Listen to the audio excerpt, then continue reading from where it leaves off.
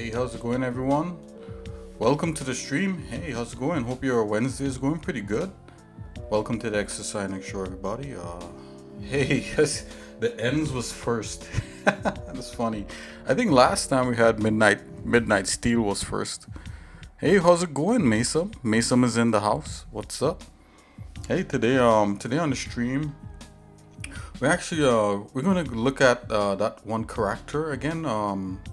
We're gonna look at McConan, and I'm gonna try to attempt to do his nose and his mouth, and we're definitely gonna break this stream up into segments. So we're gonna go straight into some game development type level design for the game Soul 3000, and of course anything in between. So like, we had the first freeform session. Hopefully one of these days 1 hour dragons is gonna come back at some point continue speed sculpting in Blender. I think that's always a good thing to know. Anyways, guys, without too much fanfare, let's just get right into it.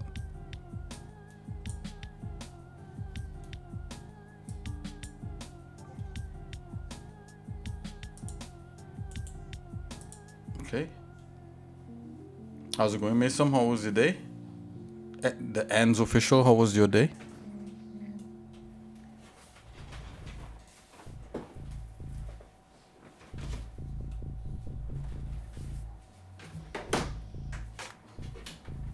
Okay, guys.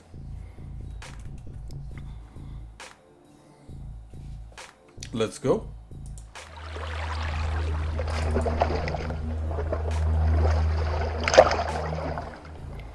Okay, so even if it's the first freeform hour, I am actually doing something that's not too freeform. Oh, let's get the right blender happening. Oh, that's great to know that your day was going pretty good. My day was pretty interesting. Oh, boy. It was good too.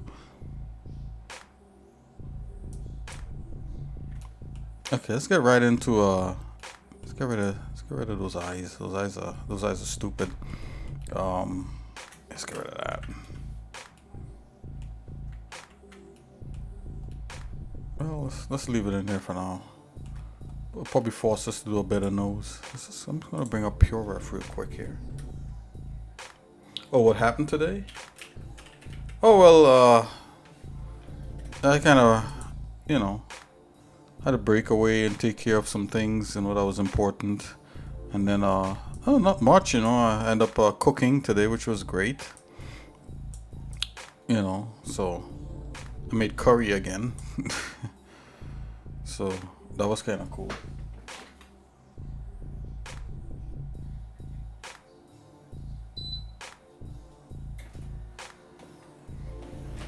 Man, I gotta put an AC on here, guys. So if you hear a little hum, that's what's going on.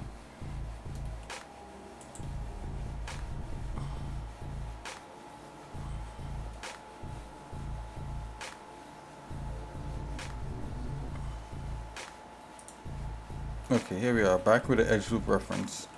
So I think like in the chill out stream, I was actually kind of working on a little bit on the eye. Of course, there's a lot could happen with this eye, but I'm just gonna go ahead and let's see if we could just add a extra loop in here.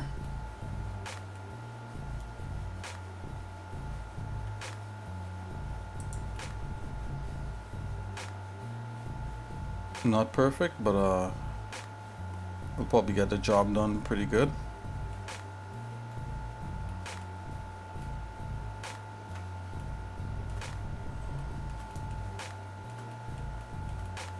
Let's get the nose happening.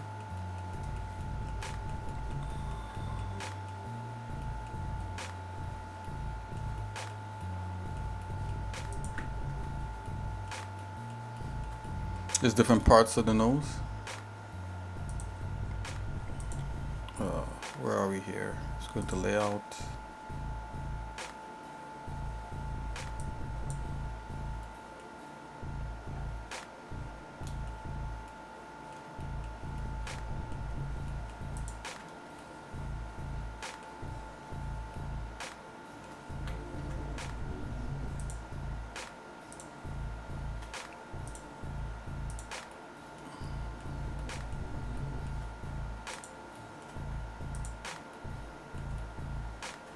gotta go into layout. Just gonna lay that out. Just to start getting that down. And I add another cut in here. Oh, we could loop that cut back like that, and we need to extrude. Yeah, this is gonna take. We're basically gonna give him a nose job.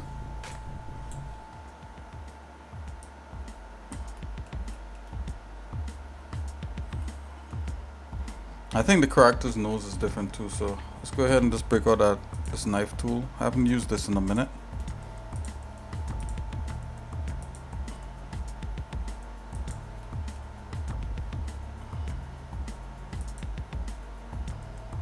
I'm just gonna end this right here for now.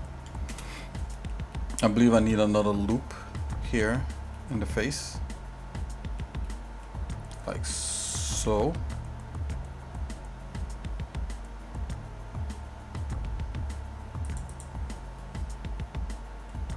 I'm gonna give it a smidgen of a scale. Smidgen. You're trying to make a room today? Oh, that's awesome. Like, wait a minute, didn't you do a room the other day? With like a light and a table? Was it you? We didn't have a table, but it had like furniture. It was a house, it was inside of a house. Yeah, I remember now.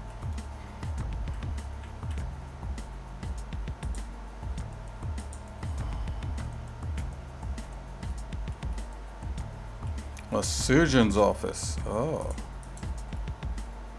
That's cool.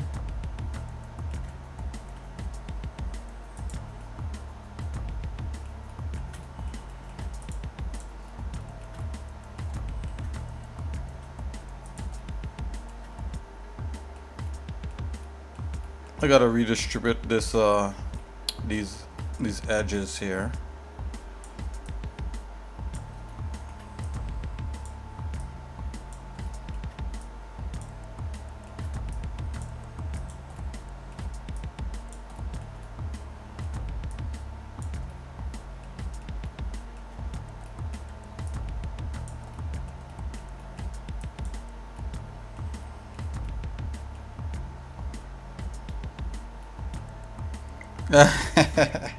A rebellious 90s teen. Yeah, that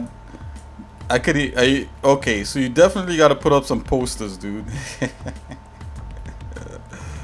That's cool. Aha, I could merge this and this together. Can I go here?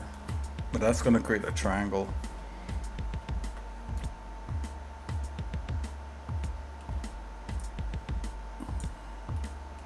Full of posters, yep.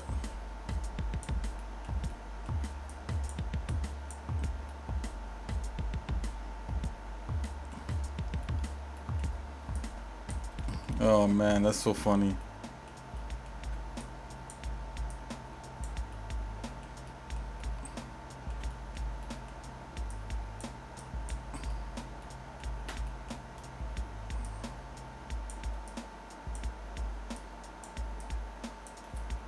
Yeah, that's actually the only thing I know for certain. The rest of the room, I'm not sure.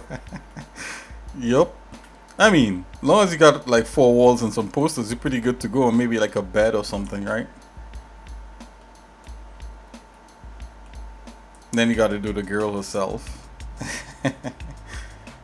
Wow.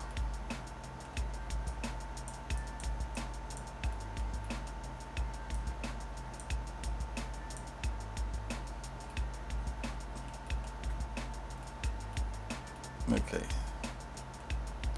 Somewhat took care of that to some degree. This has gotta be fixed. I'm thinking, yeah. I don't know if I want to do that like that. Okay, let's see if we could get like a strip. This has gotta be isolated.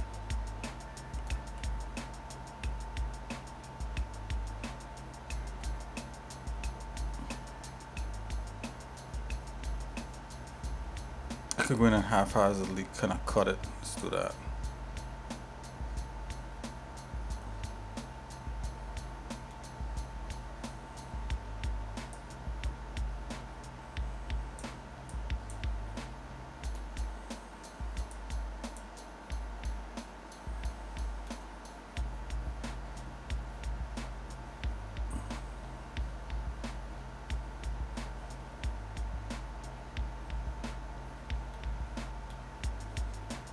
Wow.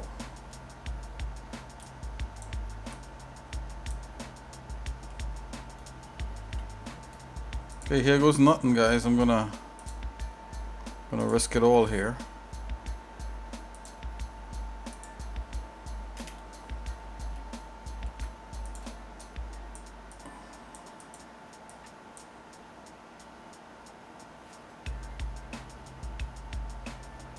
Ah, I see what it's saying. So you don't actually have to add the girl. You add a frame photo of the person that's in there.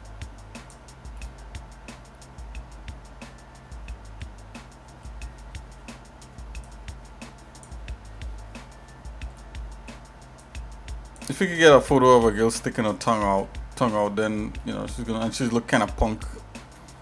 Kind of punk girl sticking her tongue out. You should find that easy some online. It'll totally sell it. Like, oh yeah, she's rebellious.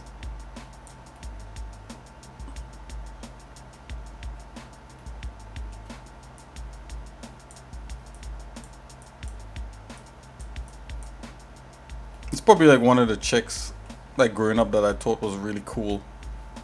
It's like, oh yeah, she'd be pretty cool.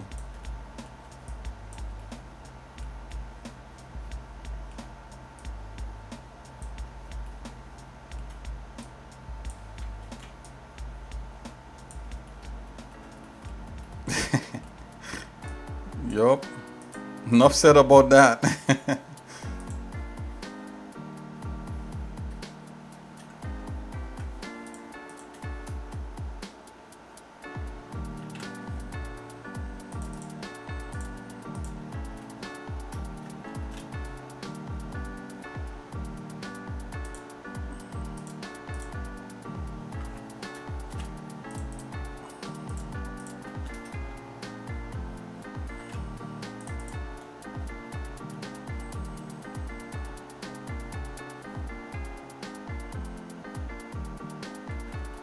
Yeah, it does. It does seem a bit cringe. You know, but that's totally like. But at the time, it was cool. It was real cool, dude. Like, you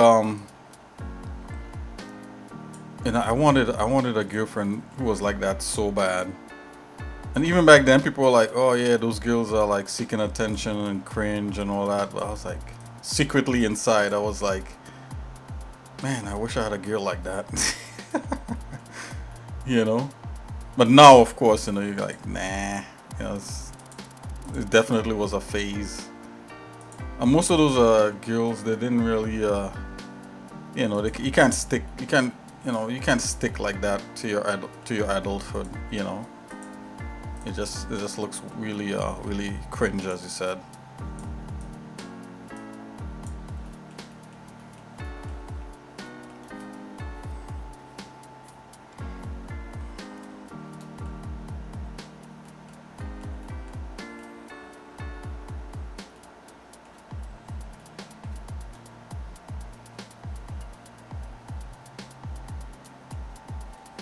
I'm gonna cut this here.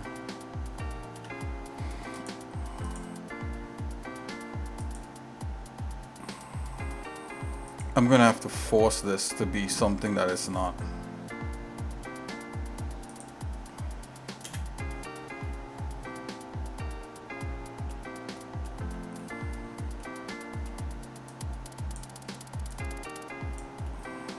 Yeah, I mean, literally, like, you know, I mean, it sounds cringe if I say this, but literally, like, back then, you know, probably not in the 90s, but like definitely in the early 2000s, because, you know, when I got a little more independence, you know, from my mom and stuff like that, definitely I wanted to be like part of like the group Korn or whatever it is. I wanted to be a Deftone basically. Well, what? You know, I was like, man, you know, I want to be part of the new metal era, you know, if you don't know what that is. I want to be all cool and moody and, you know. But I'm glad I didn't like go headlong into that because, you know, it would have looked stupid basically.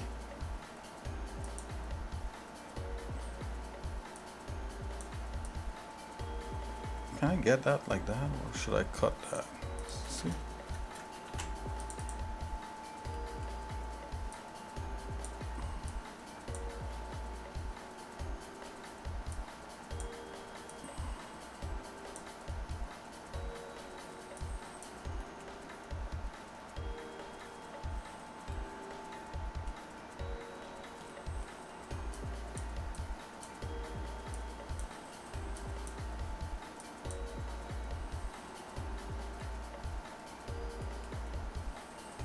Okay.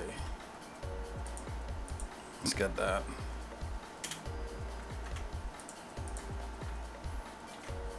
I'm struggling to keep quads happening. Okay, we're gonna make another cut along here.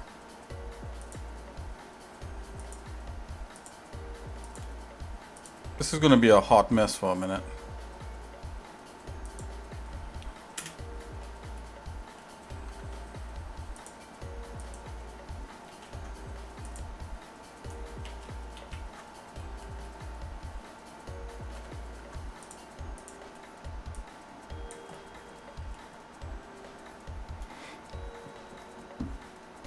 Excuse me. Okay, so I was able to isolate the nose.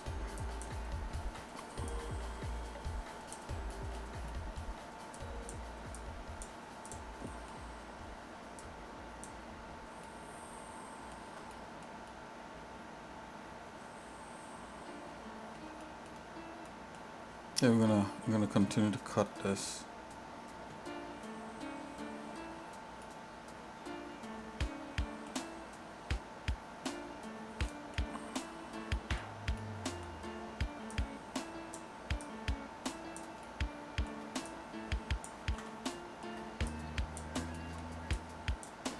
And I'm not gonna spend the whole time on this, guys. You know, once this 1 hour is up, we're gonna switch over to level design.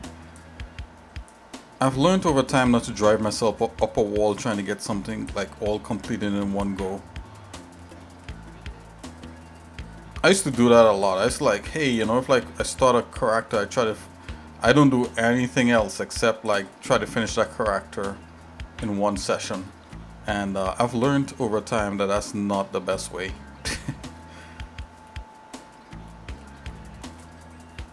It's better to do things in stages.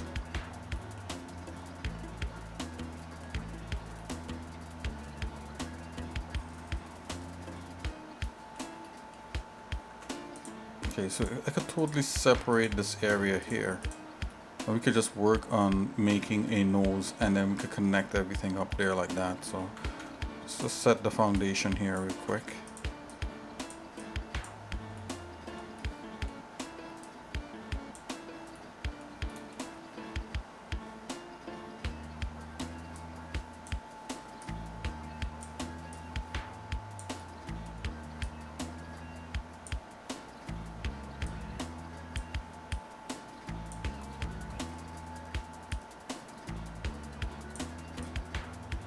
Hey, I could show you a picture.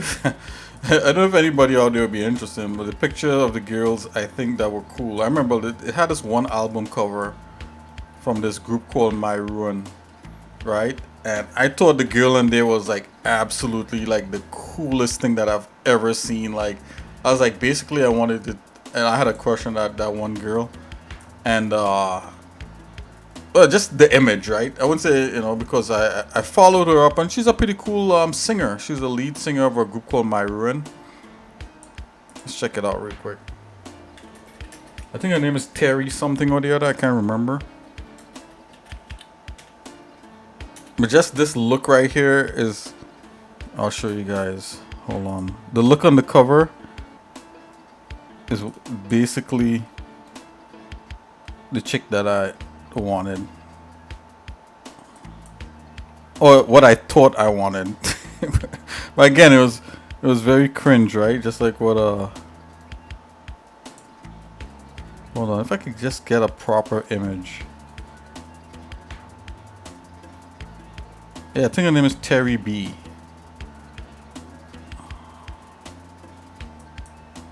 Don't be surprised if you see something like this pop up in a game that I'm making. Oh my gosh, good thing I didn't show this on stream. Like all kinds of weird stuff is popping up here. Let me see, album cover.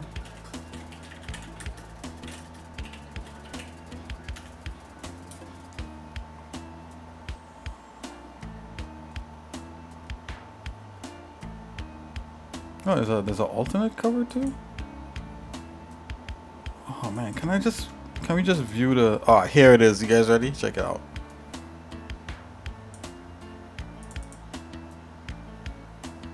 That's the cover for My Ruin right there. I thought she was the coolest thing that I've ever seen. At the time, was this a CD cover, right? But yeah, the music was awesome too. I like the music from this particular album or whatever it is. It was very cool. The 90s had a lot of that. And you know what's another cool cover? We were talking about cover art, and I thought I wanted to talk about cover art. Another cool cover with a girl on there. Let's check one more out here. It was called oh, Godsmack, I think.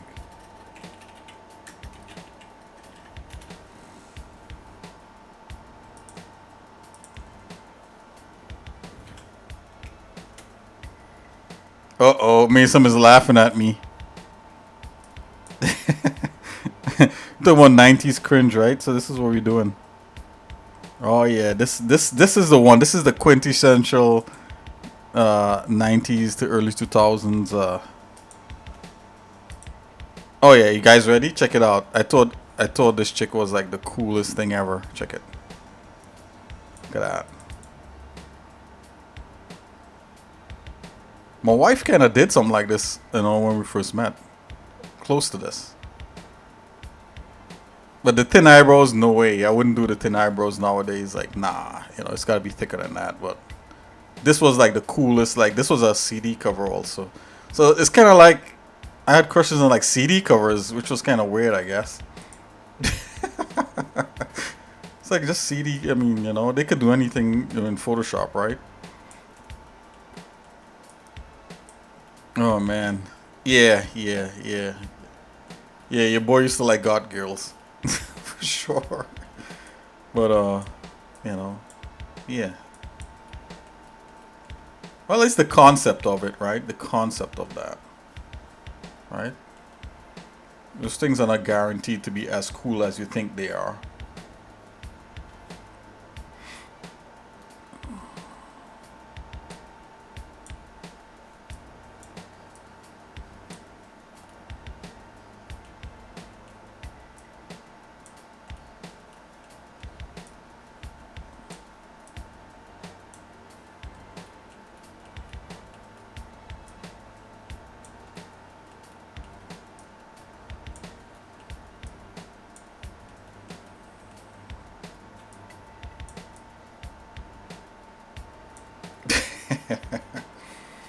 Oh god. I'm sorry, Mason. I know that's cringe stuff, but hey, it's still a popular thing. Okay, well that's cool. At least I'm not a freak but alone by myself, right? Or so you think, Nick? Nope, Nick, you're that's pretty freaky. Oh man. Alright, that's enough of that. Let's see here. Back to being serious. Okay, so yeah, this is a okay, I gotta see what's going on here. Hold on. Right, yeah. So that's a separate thing being made onto that.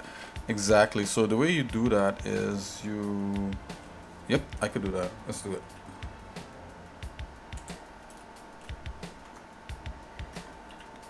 Let's continue to cut here. Man, again, it's been a while since I've done like straight up polygon modeling. There's definitely like a technique with extrusions and all that sort of stuff, but let's see what we could do.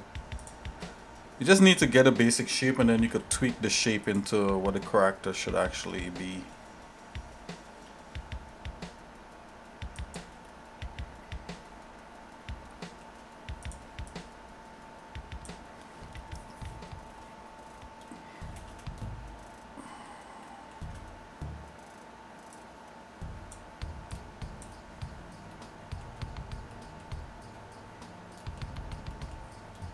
Right, yeah. So it's this part here and then it returns back into there.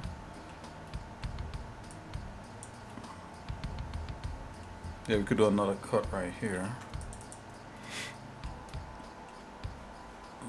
Let's do that. We can always adjust that as we go along.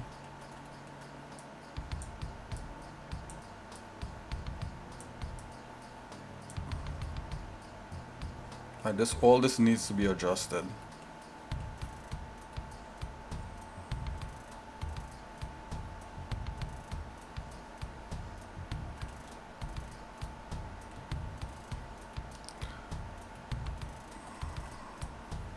You know, it may have been, you know, looking back now, you know, could probably be, I could be a little honest now, you know, this might be another cringe moment.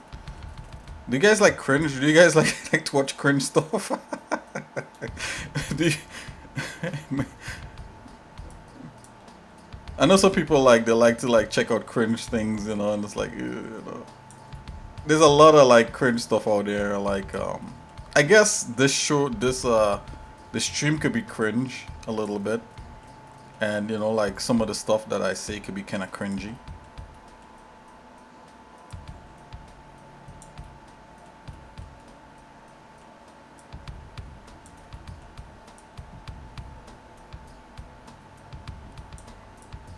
I think I tried at one point to go. I mean, someone's like, sure, why not? I think I could try to. I tried to like one time go online and just kind of look at like cringe videos. I couldn't do it, man. Like after a while, it's just like it was so cringe. It's like I just felt wrong, you know. It felt bad.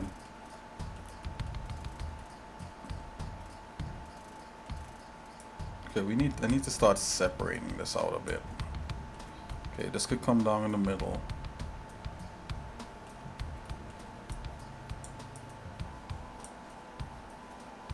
Yeah, I need to start distributing this a little bit better than this.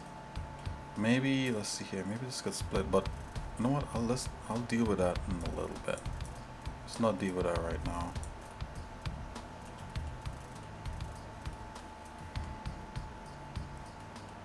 I'll just go straight for the gusto here.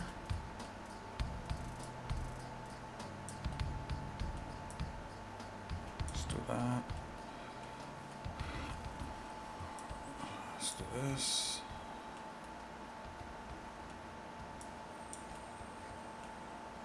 Yeah, we need another cut up here. Let's do that.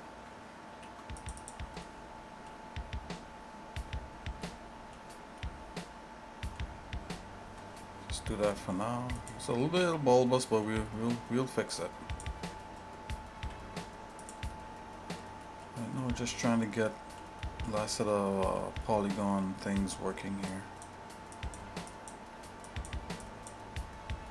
Okay, this might be enough to construct that nostril area.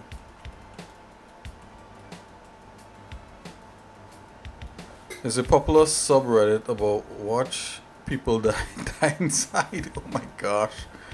It's all about that. Like super embarrassing cringe.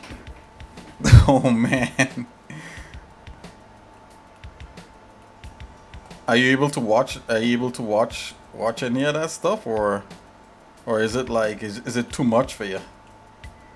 See, I'm thinking like I think I tried to watch that stuff and it was just like, oh my gosh, I can't do it anymore.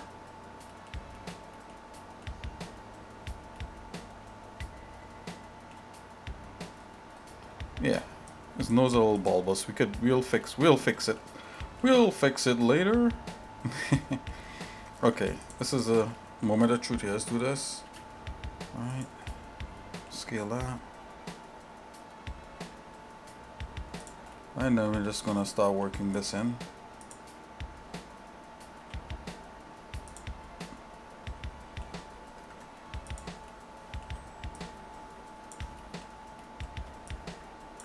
Okay, we're gonna start working this in.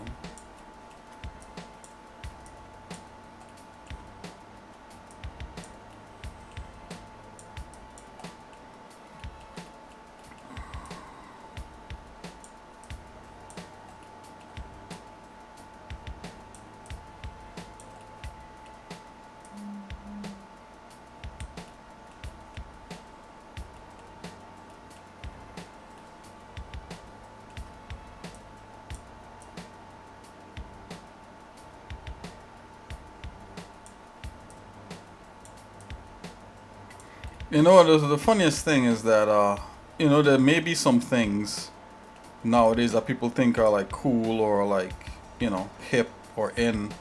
That's probably gonna be cringe in a couple, you know, probably like 10 years from now. People gonna be like, whoa. I mean, we don't even have to wait 10 years. I think I think there's already some really cringy stuff happening. I don't want to say what they are. I don't want to get into trouble, but you know, yeah.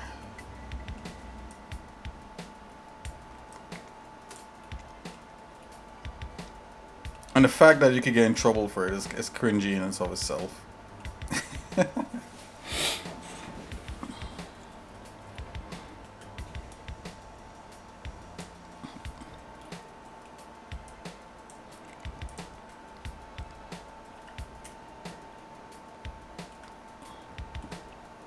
Needless to say, we're gonna have to work on his nose a good little bit.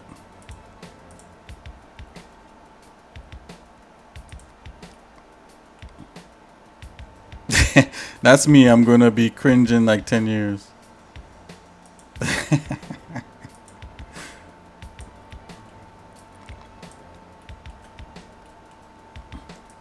Oh, guys, remember Twitch? Oh, it was just full of cringe streamers.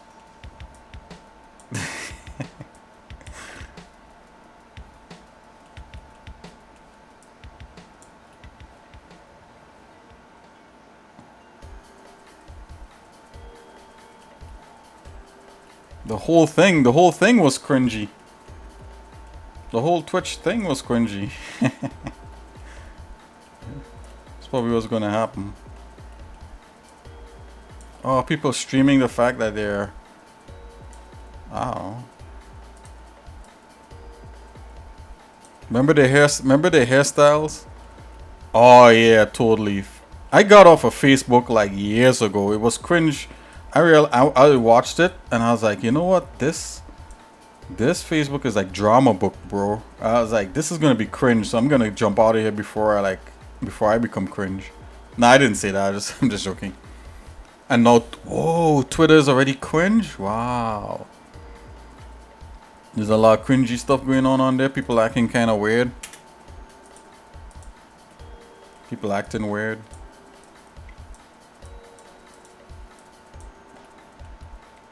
It is what it is.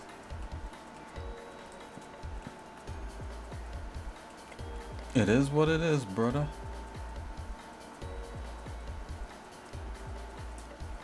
Okay, I'm gonna have to make a decision here. It's okay.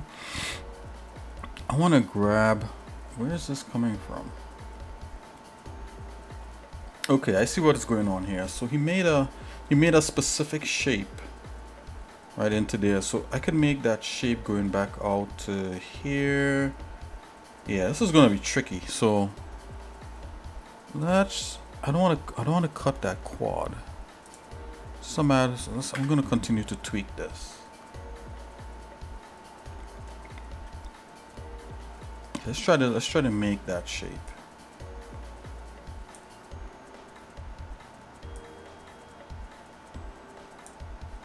Right. Yeah, that's a problem right there. Let's get rid of this for now.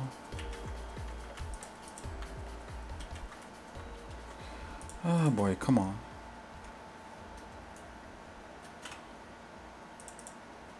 Oh, triangle.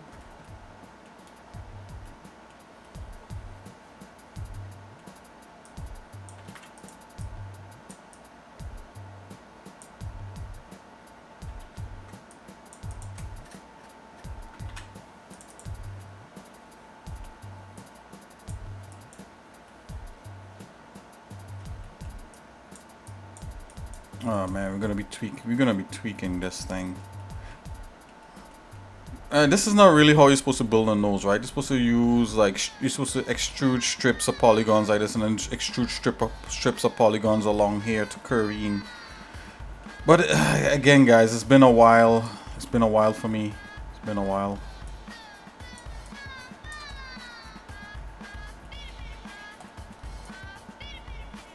It's been a long time coming.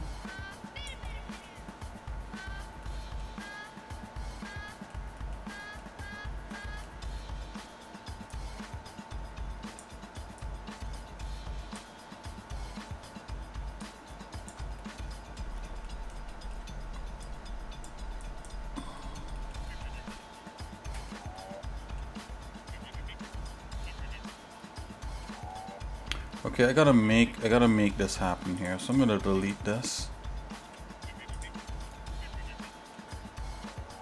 Yeah, this is the way to go. This is the way.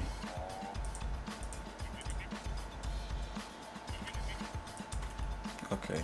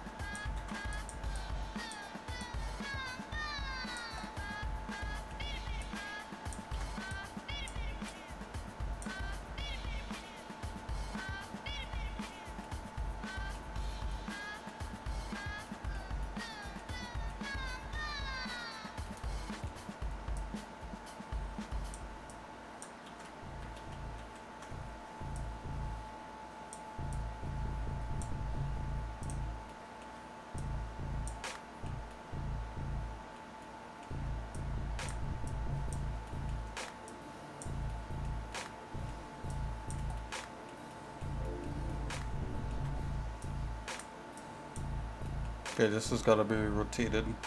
This whole section's got to be rotated up. Let's zoom out here a bit.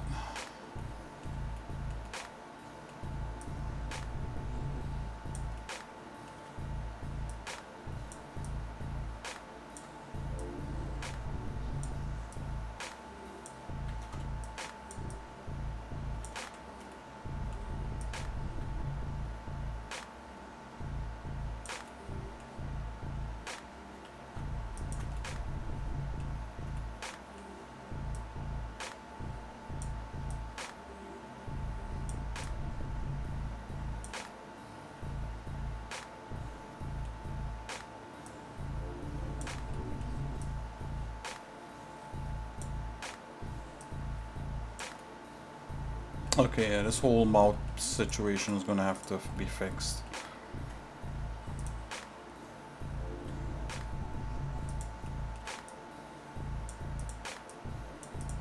Yeah, we haven't even gotten to the mouth yet.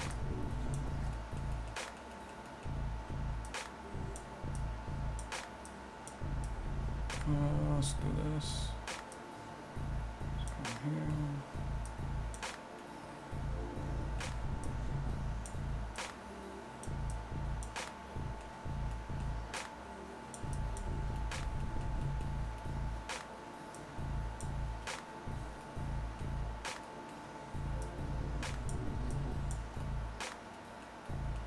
Okay, we have 22 minutes left to work on this thing.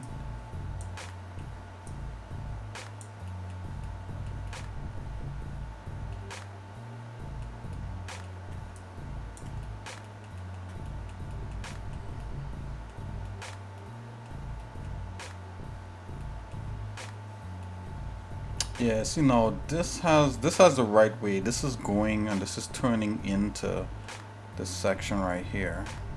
Bring this down a bit. Let's make sure these are in half. Yeah, this needs another plane coming down like that. See if we could do that.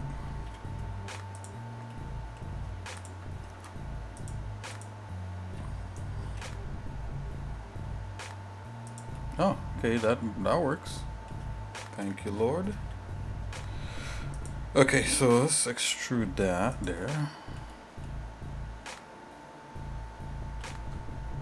Okay. I feel like I deleted something then to put it back again. You know what? Whatever it takes to get us there, that's where we're going.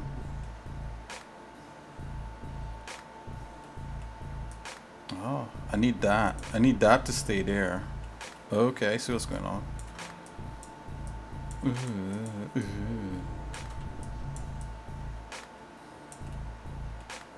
Yeah, it's supposed to be another cut happening in here. I'm kind of reluctant to do that. Let's just leave it like this for now. We could do more cuts to just add more detail. Like this already needs a cut in here. Just for this part.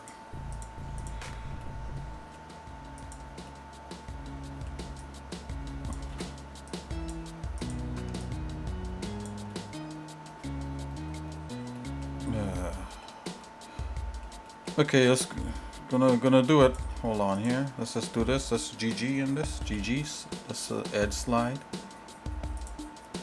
Let's make another loop. I already feel like I'm doing way too much like stuff in here for this, but it's all good. This is what we got for now. This is what we're gonna do.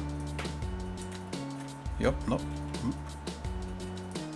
Yeah, we're gonna meet. This is gonna meet there like that, which is wrong.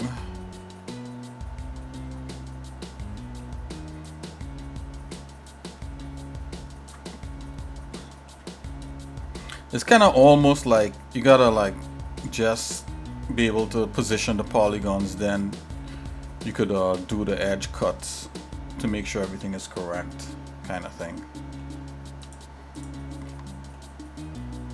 Let's do one more cut in here. Bring this down, grab.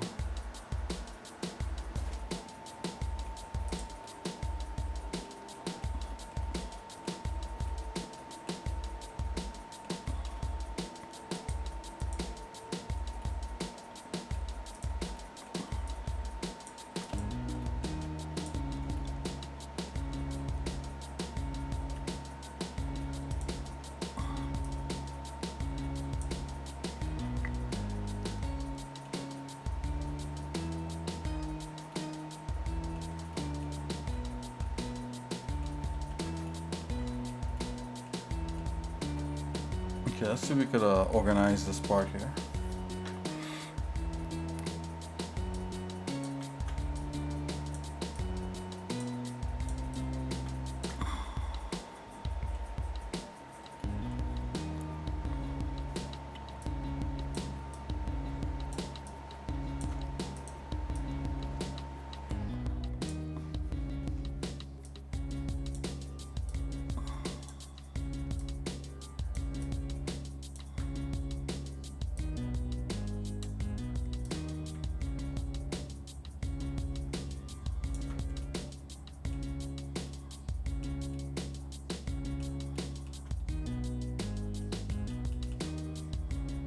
Okay, and this has to have like this angle. So I'm looking at this angle that's happening here. We could definitely try to create that.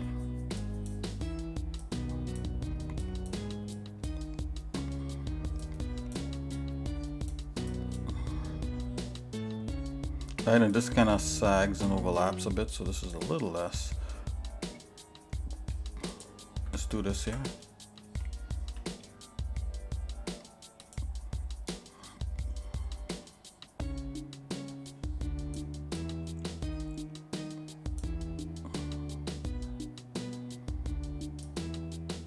I know this part used to drive a lot of like 3D artists up the wall, like being like just tweaking things.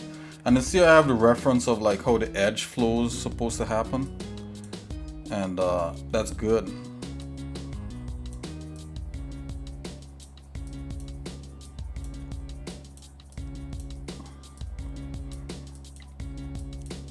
If you don't have edge flow reference, another good thing might be to do it based upon, like if you do a subsurface. Let's take a look at this subsurface, subdivision surfaces.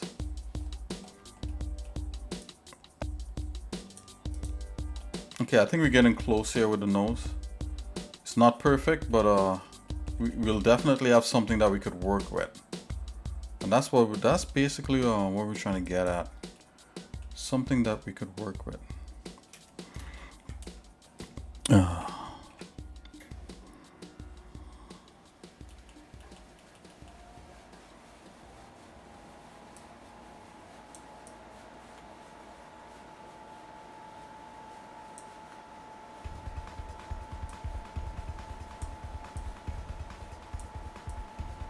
Okay, even in this view we could do some tweaks like so.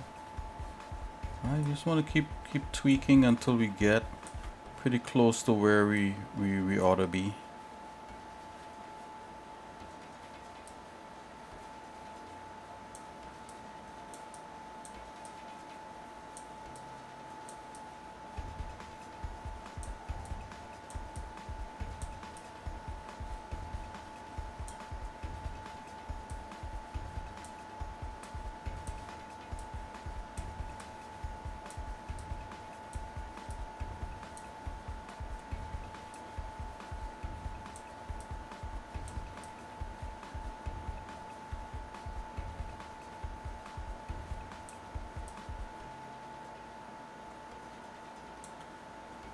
Okay, so this is where our cut's supposed to happen. Yeah, so we could fix all that stuff. Okay, we only have 14 minutes left here.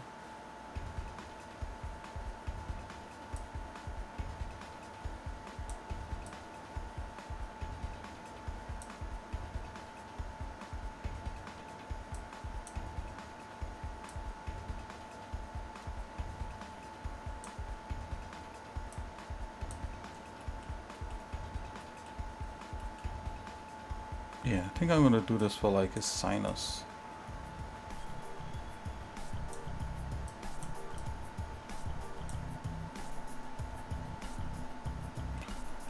And I know his nose is like slightly tilted, so like we could use a soft selection to start to tilt his nose in a certain way and to do stuff like that. Yeah.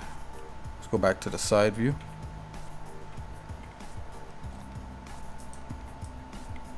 Just do that, just to kind of start to get that. Let's go back here. Might want to make this a little deeper.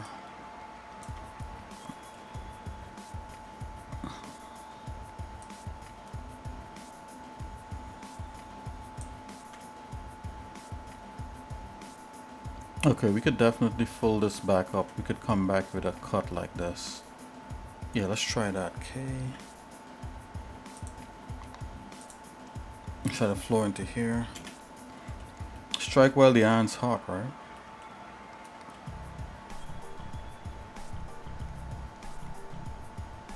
If we do another loop. I'm afraid to do another loop, guys. Oh boy.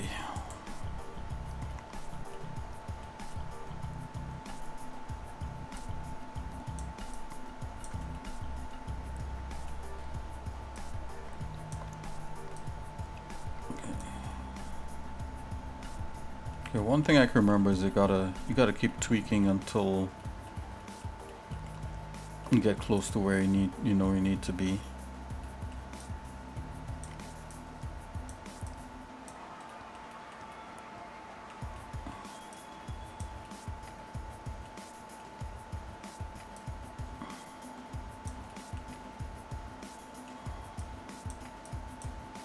Okay, let's do one more loop cut. Let's see if this works.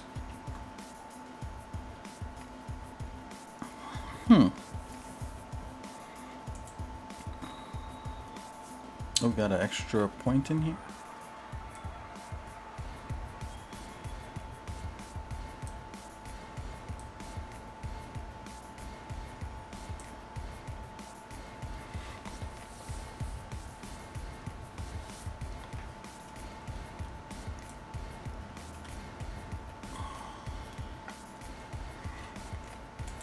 Okay, I'm just gonna go for it.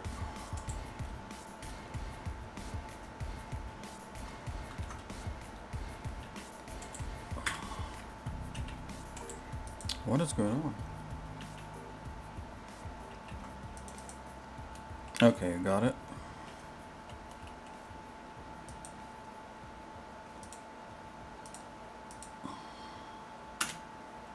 Oh, we got 10 minutes.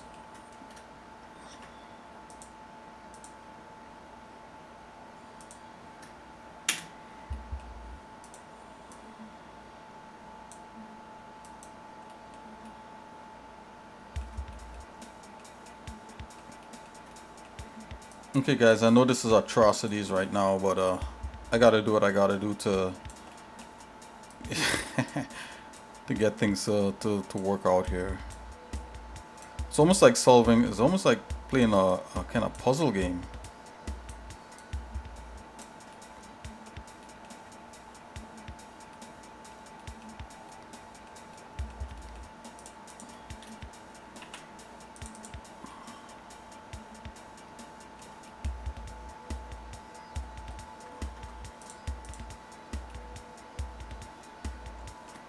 Yeah, so this cut actually defines how this falls. Yeah, so this what's going on here is definitely like some kind of no-no. Yeah, we don't want that.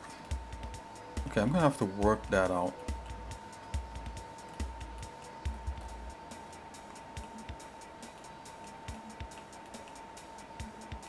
And also I could be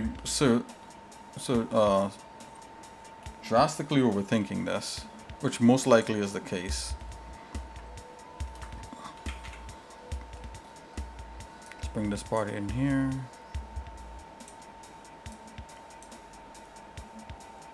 Let's bring this part like so. In here.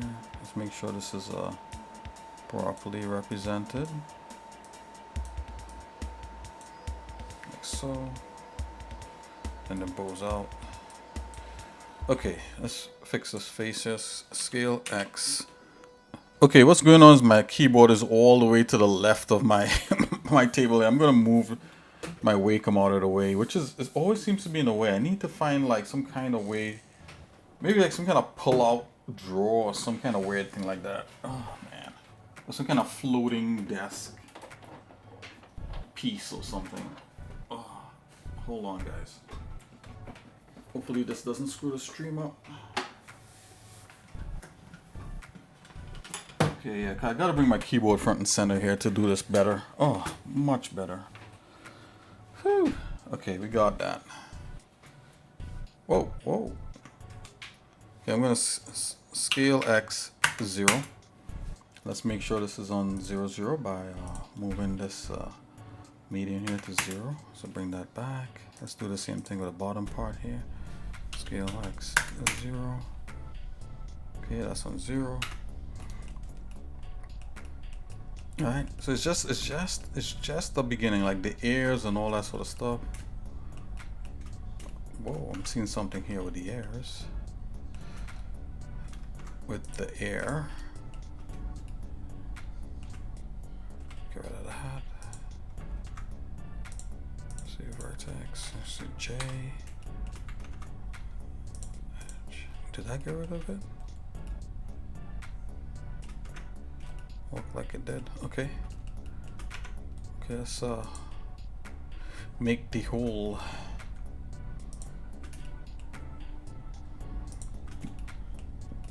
You know, of course, more is supposed to happen here, right? More is supposed to happen, but we'll work with what we got here for now.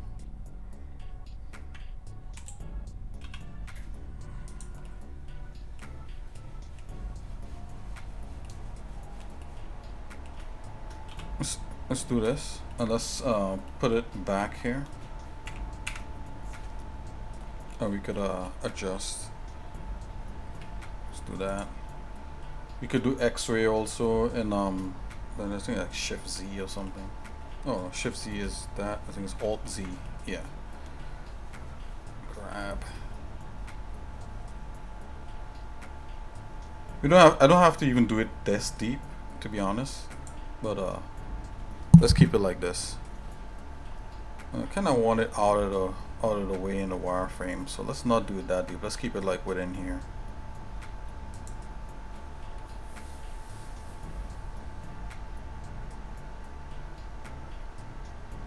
If you start with a blender cube, how do you determine the height of a room? Well, for my game, I decided that a blender cube is the height of a person. So one blender unit is the height of a person. That's what I did, right? That might not be the best way, but that's the way that I work. I'm doing Sol 3000. I think in Blender there's units. So if you're trying to get like real world units, and that kind of thing. You could change the blender scene into real world units. Yeah, or something close to real, to represent real world units. You know what I'm trying to say? You know what I'm saying? Saying. And someone's like, nope.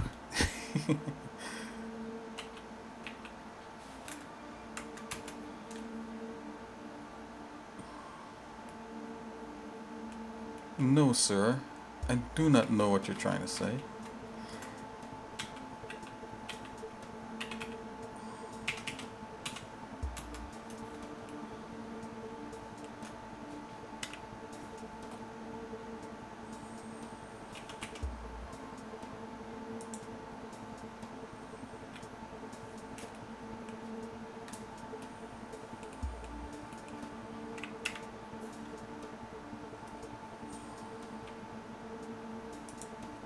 I mean, did that make sense?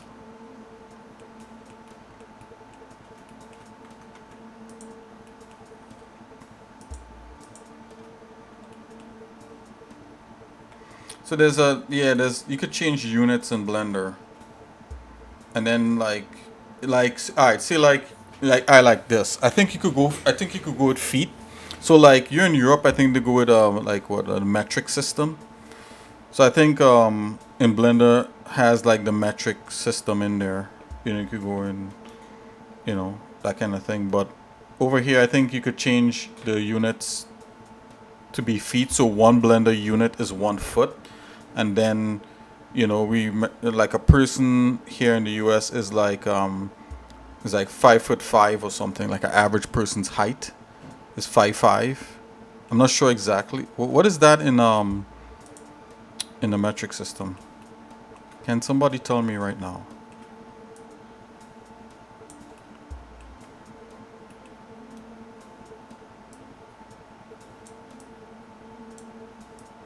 How much of a meters that is or whatever.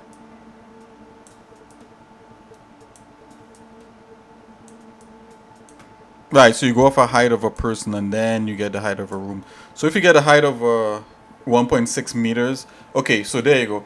So you get a height of a person, right? So like I know like the height of a room is normally a height of a room. So a person is 5'5". The lowest height the lowest height of a 1-story house, the lowest you could go, I think, is like 12 feet. Right? That's the smallest we'll do. So I don't know. I think that might create like high ceilings. I'm not sure, but I know each floor of a building we go like 12 feet. Then another 12 is 24 feet for a 2-story, and we do stuff like that. So that's kind of like, you know, how we judge it. Yeah. So the reason why it's 12, because you could have like a 6 foot. I mean, it could be smaller than that, but you just standard. Yeah, yeah. All right. So basically, yeah. So that seems really high, but I'm talking about like floors, right? So when I talk about floors, it's like the ceiling could be lower than that. I'll show you what I mean in a minute here. Literally 1 minute. We have 1 minute 43 seconds and counting. I'll show you. I'll show you what I mean.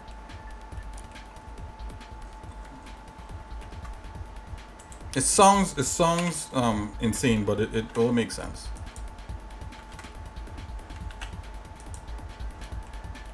But I think like the ceiling height might be something like 10, might be like 10 feet high, like a high ceiling, you know, or regular the ceiling height. But I think the floor height is 12. So you have all the stuff in between the floors, like the floor itself, and then the stuff above the floor, you know.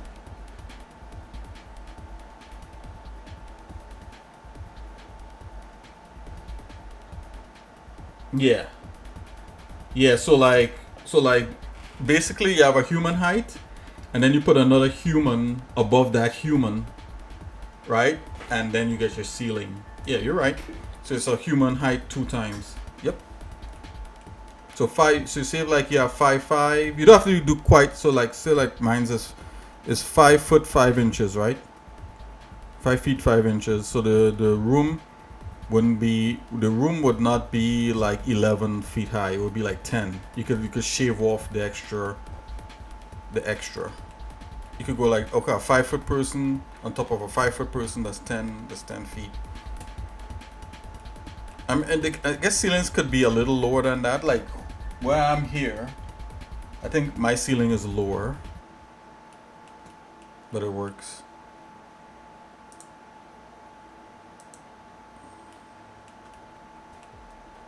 So now the stuff in between floors, now you can see how that could be the 12.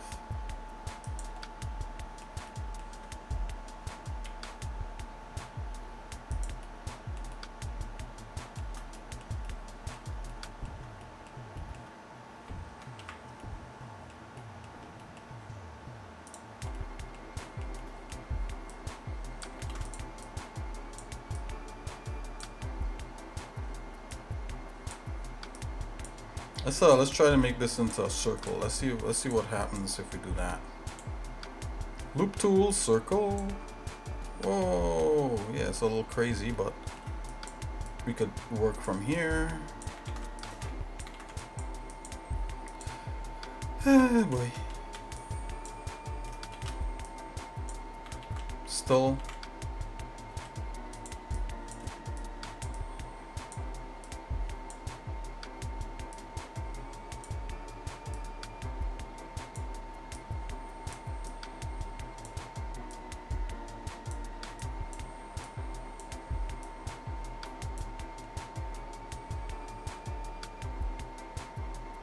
Yeah, we talk this stuff all day long, buddy. Talk about ceiling height and what's in between the ceilings, like electrical and plumbing.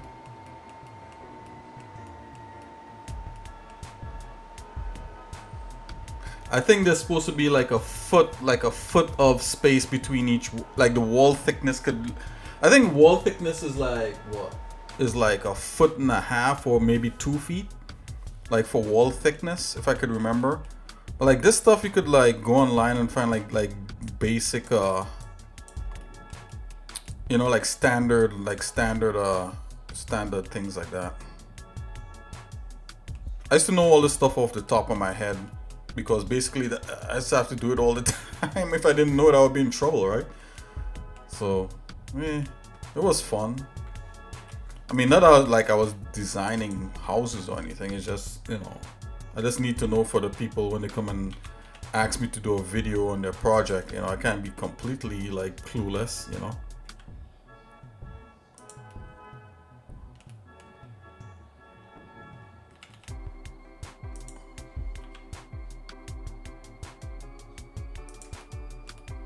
Oh.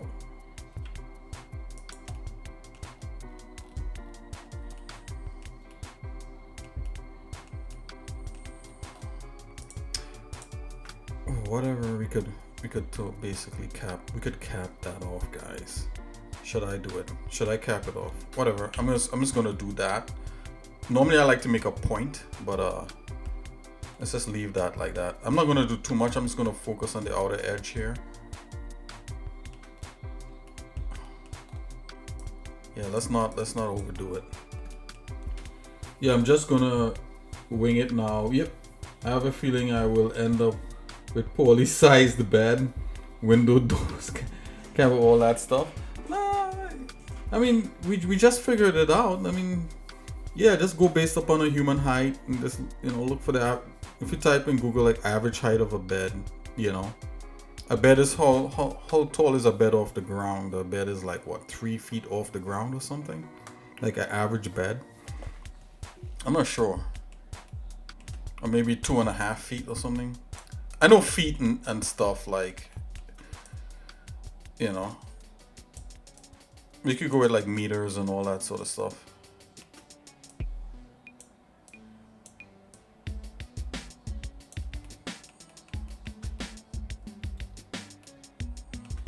I know the engineers used to like be pissed off that they used to have to do things in feet and inches. They're like, man, when are we going to get the metric system in here? You know, that's how they were. You know, it's funny.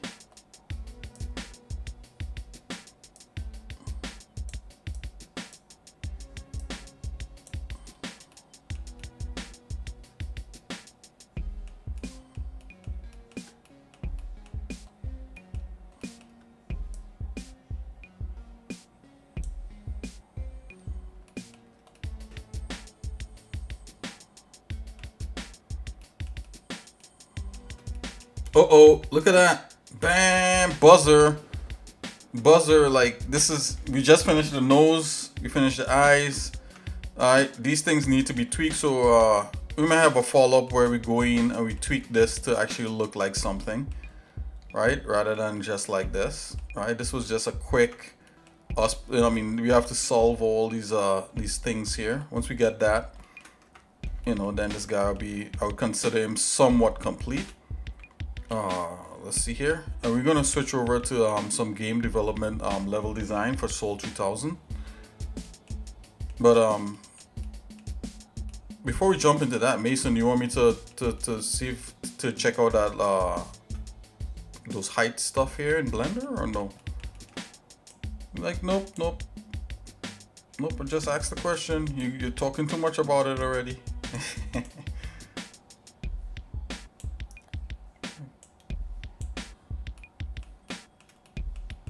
Let's see here. So let's check out what the subdivision surface would look like on this. Okay, so I mean, he looks very elementary, right? He looks very elementary for now. The only other thing we have to do is to do the mouth, right? And we need to start sculpting the nose. Not sculpting it, but you know, adjusting the nose and all the other different things in here. Because right now it looks very very unfinished, very elementary. I mean, I could see stuff like right now that has to like be fixed. You know what I'm saying? So you know what I'm saying? You know what I'm saying? But I've already made a bunch of my stuff without keeping that in my. Oh, I gotcha.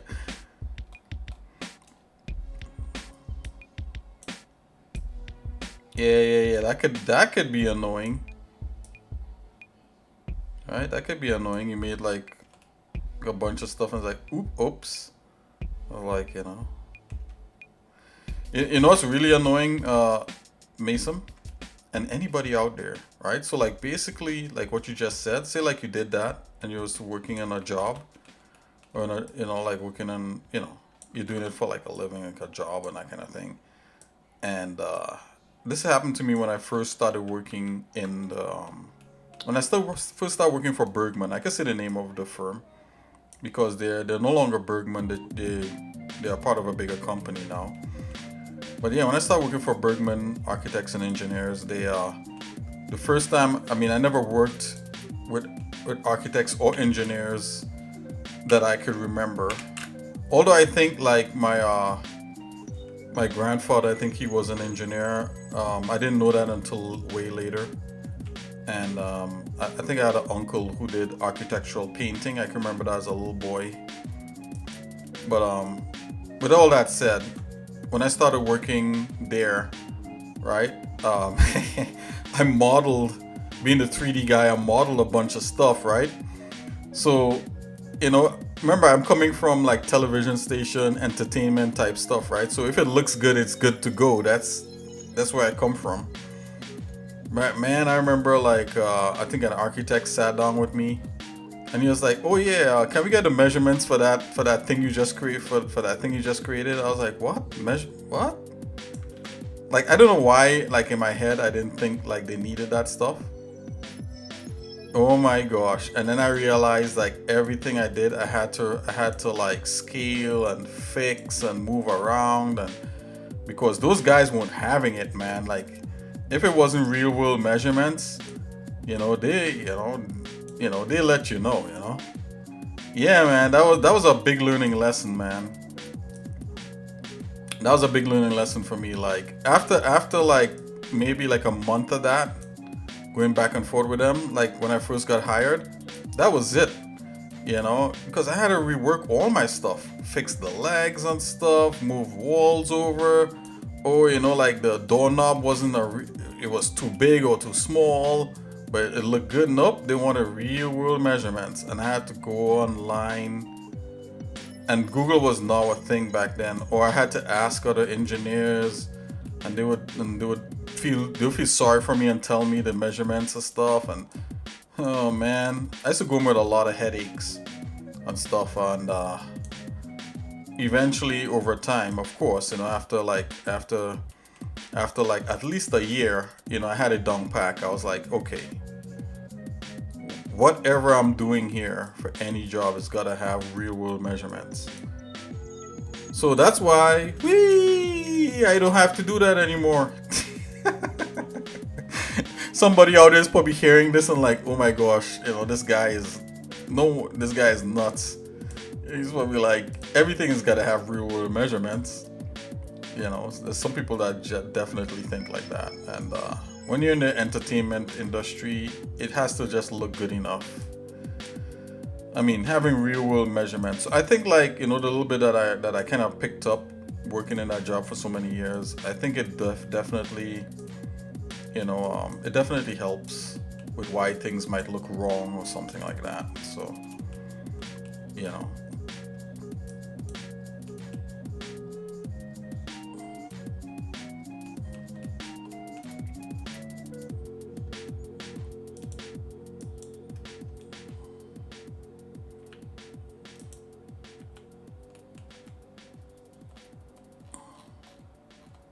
Yeah, if it looks good, it's good to go. Whee!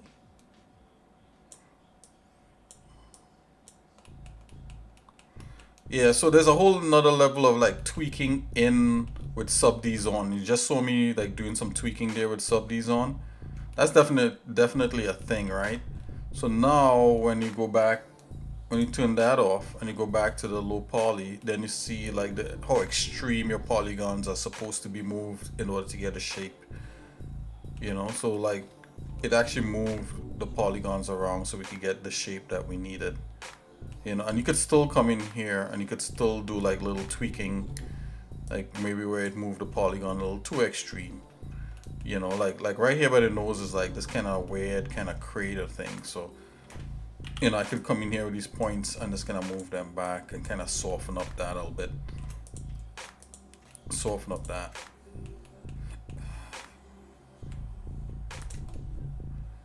Yeah, so the reason why I know that Blender actually has like units that you could change is because coming down to my last few years of working there, I was able to bring Blender in, which was I thought was pretty cool. Convince, you know, some of those guys to use Blender and that kind of thing. And the first thing is like, where's the units? Just like what Mason was like kind of asking me, like where's the units? So I had to like kind of show them how Blender could kind of do the same thing. You know, which it totally can, and it's so cool that those guys on the Blender thing could do that. Okay, I know it's past the time and I'm still working on it, but I just want to kind of fix this right here. Is that the right thing to do? I don't know. Let's see that. Something like that. Okay, let's just do one more scale X 0. Come on. Scale X 0. Oh, why is that? Why is it not? Scale X 0. Why is it going to that? What is going on here? Bounding box global. What do I have selected here? Scale X. What? Whatever. I bet if I do vertices scale X 0. Whatever. Let's move that to 0. Whatever. We got it fixed. Oh yeah, we also had a side view thing here. We could also look at this. Let's go wireframe. Alright, this is where we adjusted some things. Yeah, there's some tweaking to be had. Oh, what happened to his nose here? Is that what? Why did that happen? What the?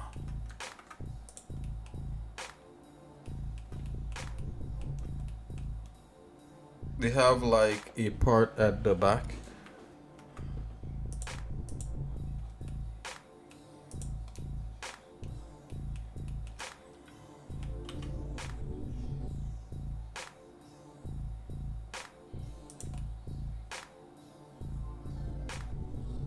When I guess you could rest on. I never used that.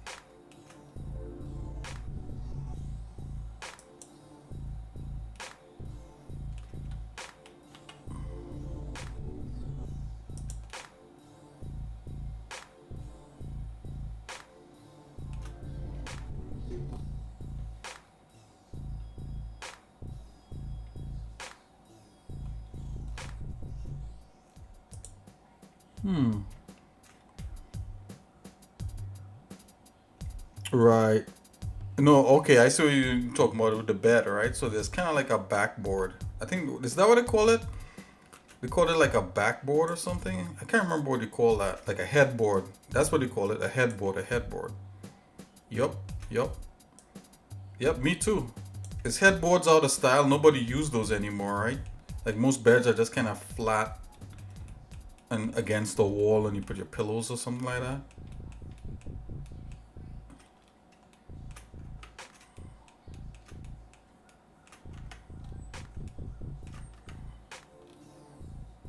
Why is this playing over yet again?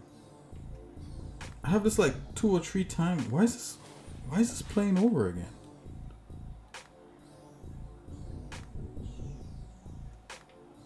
I knew this play one time. Skip that. Weird. Alright guys, so I'm gonna leave this guy alone, and you know, we did the nose, you know, and we didn't get to the mouth as yet.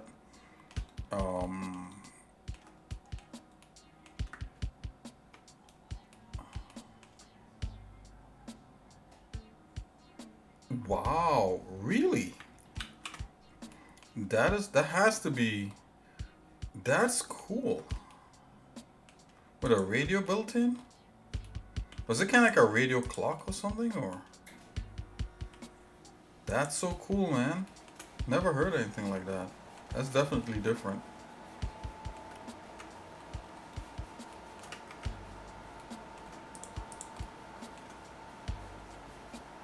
Just a little bit of that. It's beautiful. A little bit of a hook nose kind of thing. Bring that back a bit.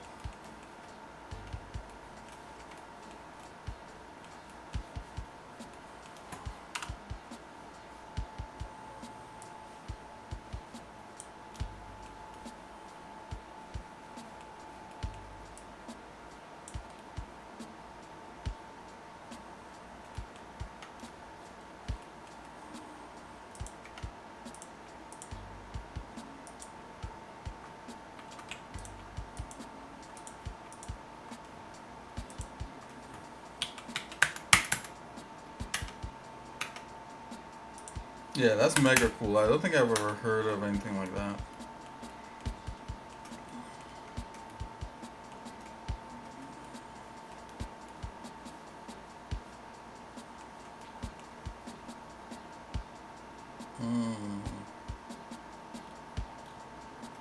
Okay, guys, I'm gonna move on. I'm gonna spend time. I'm gonna spend time just tweaking this. It's like you keep saying that he's moving on, but he keeps tweaking, tweaking it. That's how it is, man. Like, ugh, come on, you guys gotta know by now. Like, you know, it's like,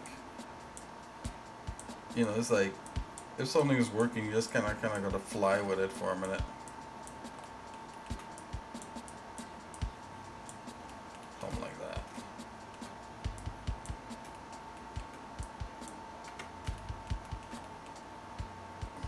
Oh boy, it's a lot of tweaking that has to happen here. A lot.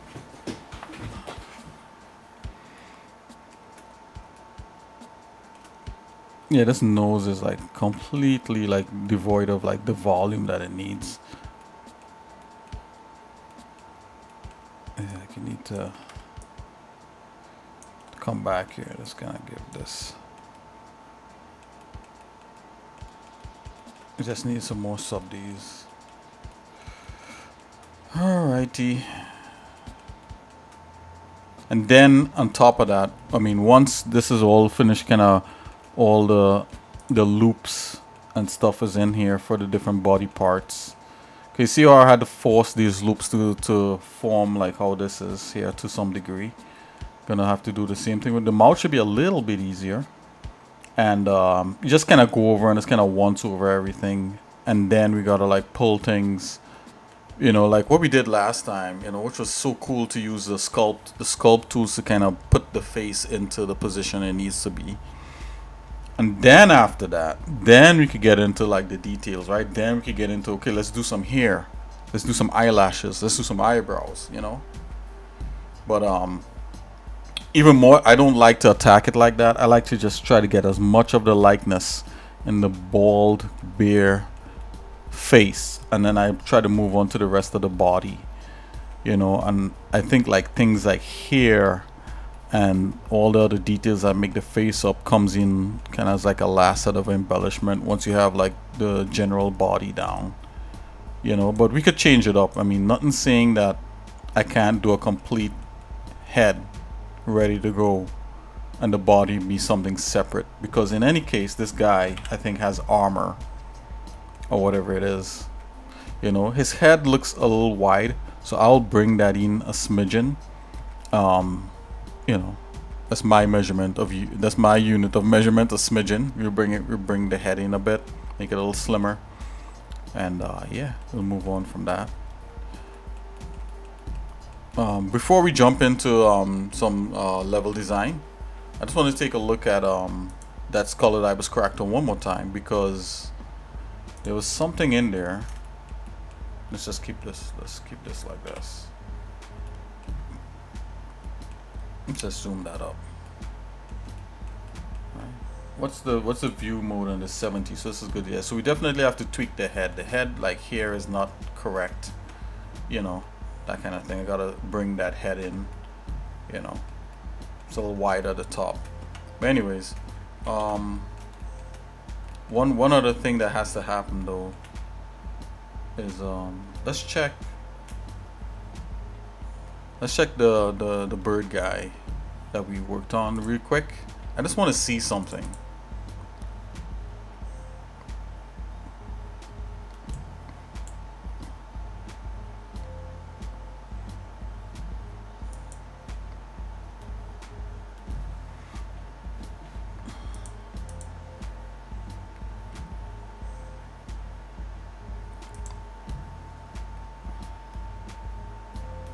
Okay, so this was the animated version. Let's hide that. I'm just gonna put all this on one.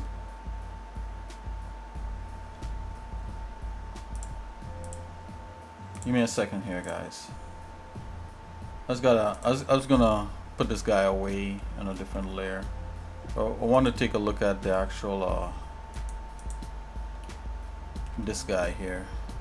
Yeah, this guy's tiny. This guy was just, you know what, let's get rid of this guy. This guy was just, we were just playing around with this guy, right? Just to see how he would look animated. It's all good. Bam, gone. No longer a memory. No longer a thing. Let's get rid of this guy. Let's get rid of the lights, all the fancies. Okay, let's go back into the character. So, according to my brother, like his face needs to be longer. They said that he needs to slim down. I'm thinking that he's slim enough, else he starts to lose that superheroic proportions. I can understand the head needs to tweak. I just want to play around with the head here a little bit in Blender. I know we could tweak it with all the textures on it. I just want to see how far this could be pushed. So let's take this this guy as is. I'll do that. Let's just save that. Let's take this guy as is and put him into the into sculpting. What can we push this? Can we push the envelope? The envelope. Can we push it?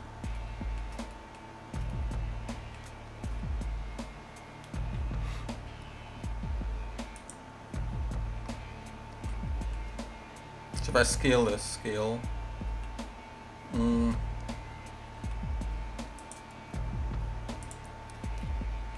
I mean, we should be able to just grab the jaw here. Yeah, I thought so. Like little tweaks could work. Look at that. I just did a little tweak to the jaw there. I know my brother, he wanted like his jaw to be kind of like that. Right, so I'll do the tweak. I was trying to actually get the artist online right now to talk about the tweaking. So guys, can we do that? Can I reach out to the artist and see if he'll come online right now and talk about the things that needs to be tweaked? Would you guys like that? Let me see if I can give him let me see if he's available. Hold on.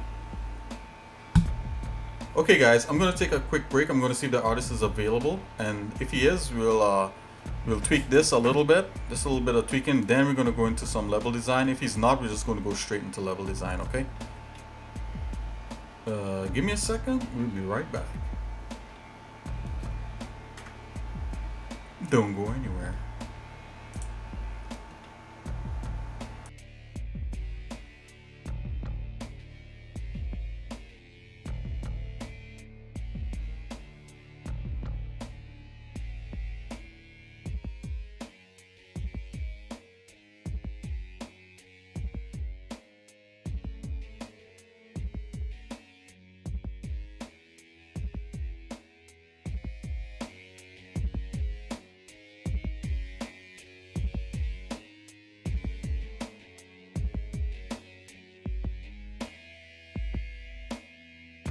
Hey, hang on, you guys. I'll be right back.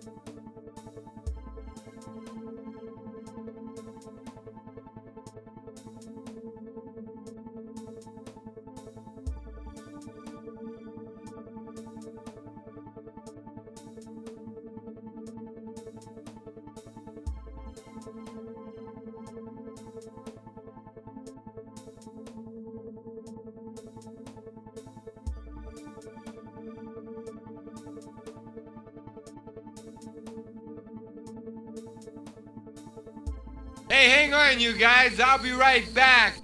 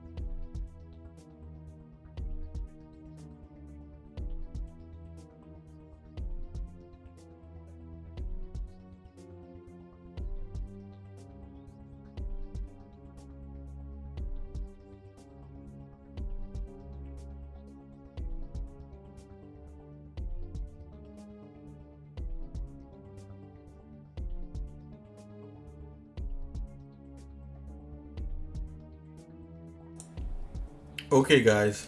Yeah, so I reached out to the artist, aka my brother. Yeah, he's busy. So uh he definitely said he would like to come on later and tweak the character, and I would have liked that to happen here on stream. But you can't always get everything you want, right? So we'll see how that works out. But let's jump straight into some game development, game level design stuff with Soul 3000 here. Uh, hey, thanks for sticking in there with me. So yeah, let's go.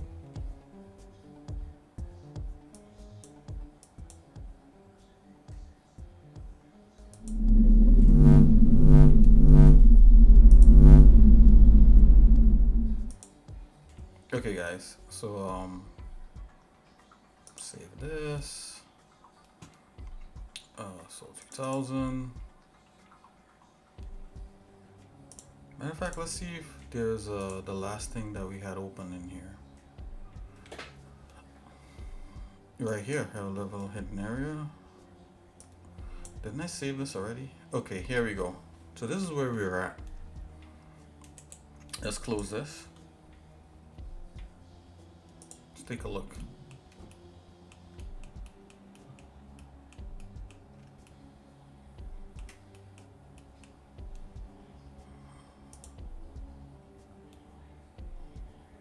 I believe that we actually did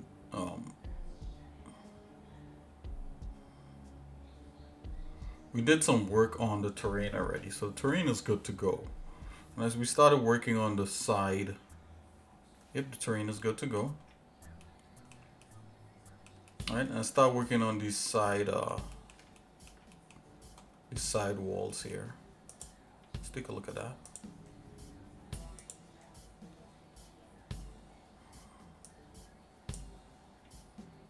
Let's run this to a render.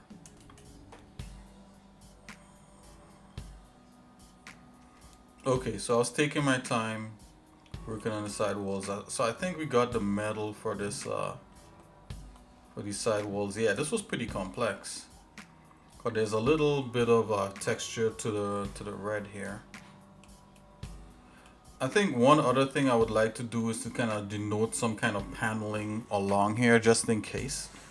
So let's see if we can really get that to work, and then we'll come back in and take a look at this again. I'm gonna zoom out here for a minute. Rotate.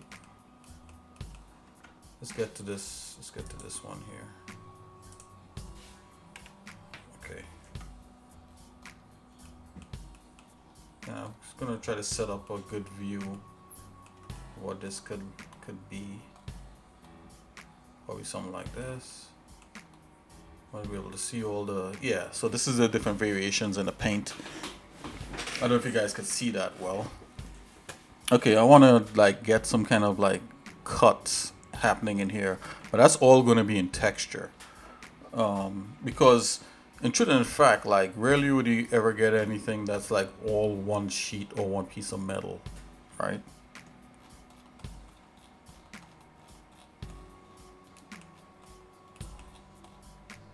Wow. So this piece of metal, excuse me, this piece of metal is pretty complexy. Okay. So the bump, this bump thing is giving it like a slight micro edge. If we remove that, what happens? Yeah, it's very subtle. It just, let's see, add normal. Yeah, it gives it some spark. Some spark is happening there. So I'll have to mix in like some kind of paneling. So let's see if we can get some kind of paneling texture here in the art textures folder.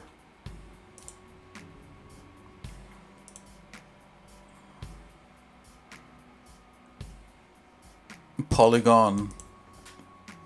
Let's see what we have here. Brick, plaster, ice brick, road, city worn, ground gravel. Yeah, most of his stuff here is wood plank flooring, wood flooring. Okay, we don't need any of that. Let's go back up. I got something called tech. Let's see. Metal. Let's take a look. I'm looking right here in this section right here.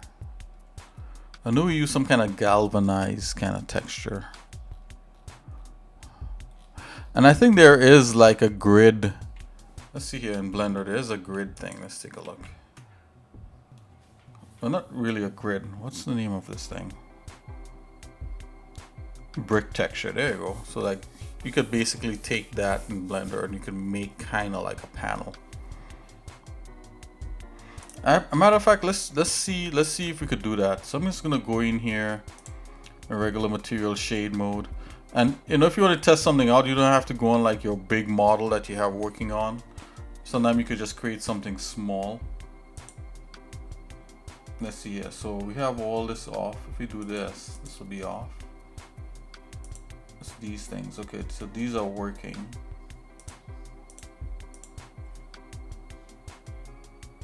Metal rib, metal rib.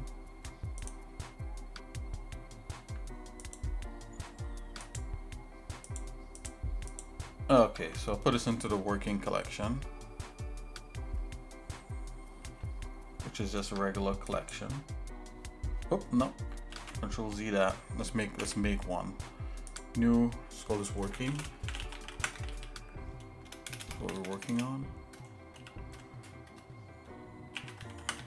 And anything that's ready to export, I put it into our export collection. Just being organized, guys. So I'm gonna turn all the export stuff off. We got working alone. All right, so right here I'm gonna make a little box. There we go. Size of a person here. Let's just test out Blender's brick material. Let's call this test. Perfect.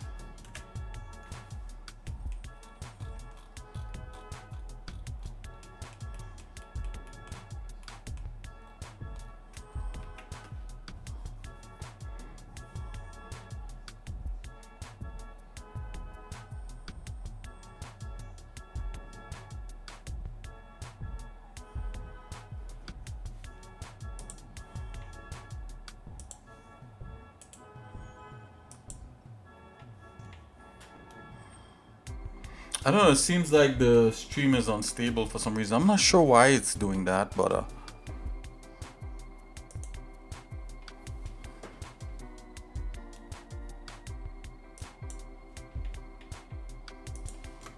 just bringing that brick texture, brick texture. So this is Blender's brick texture. Let's just plug this right in here. Okay, so this is what Blender's brick texture looks like. I wish I had a grid one. Is there a grid one, guys? Am I not seeing something? Gradient, checker. I mean, you should be able to do something with just like the checker, right? Image.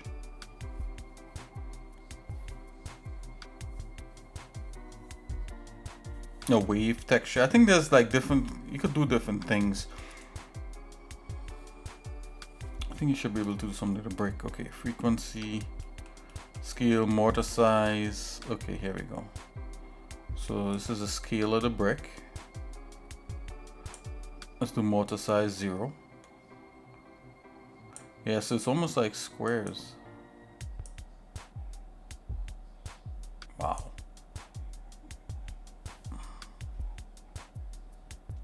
Brick width.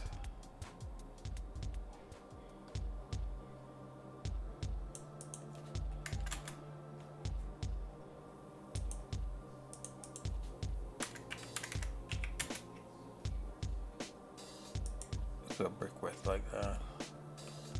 Wow.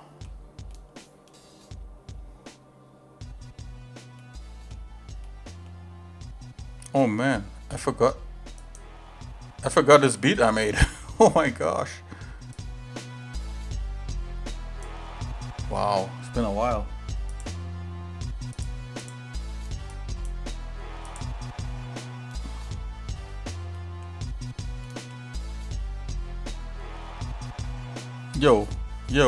Yo, exercise Nick, rapping in Blender, wrapping a cube with bricks, pretender.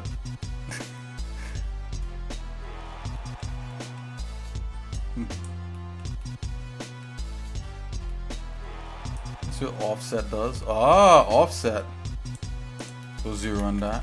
Right, so it's lined up. Frequency.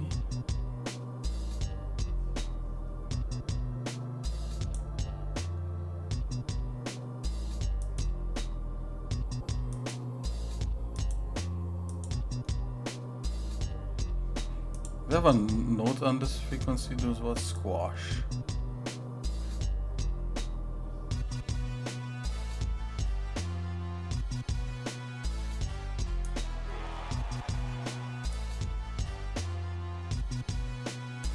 Okay. Squash 0. That's weird.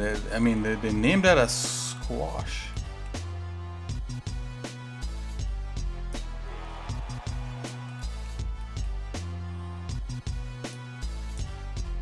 That all white. Okay, so we kind of got a grid. Okay, let's look for like different mapping nodes and stuff. Let's see texture coordinate generated.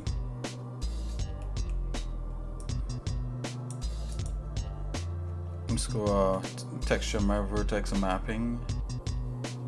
Some mapping or vector mapping.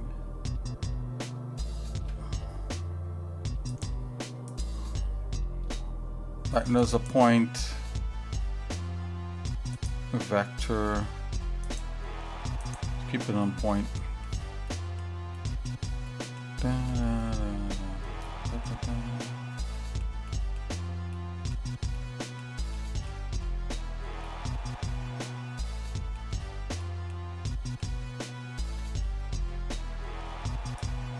Okay, so the scale, we can control the scale like this. So scale 1. Bias 0. Brick width. Row height. Okay, the row height is important, right? 0.5. Yeah, boy. Look, we're getting something right here.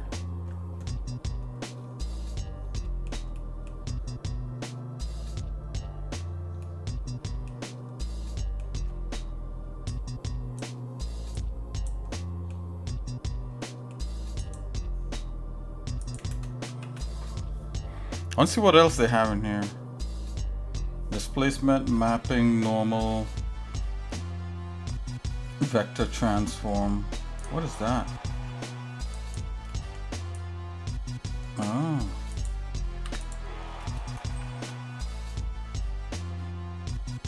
I mean, you could do all kinds of things with like geometry nodes now.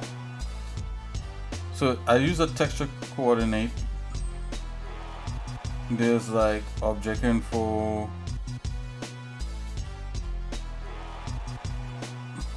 and there's like okay, so the best way to map this would be to, let's lay an empty in here. Let's make the empty a cube. Right, let's call this UV. I'm gonna call this a panel.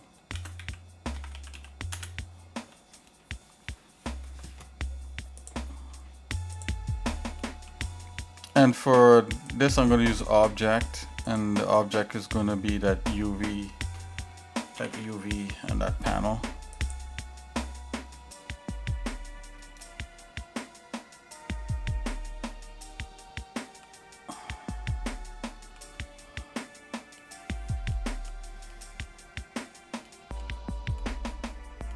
You see, the problem is it's not actually wrapping as a 3D object.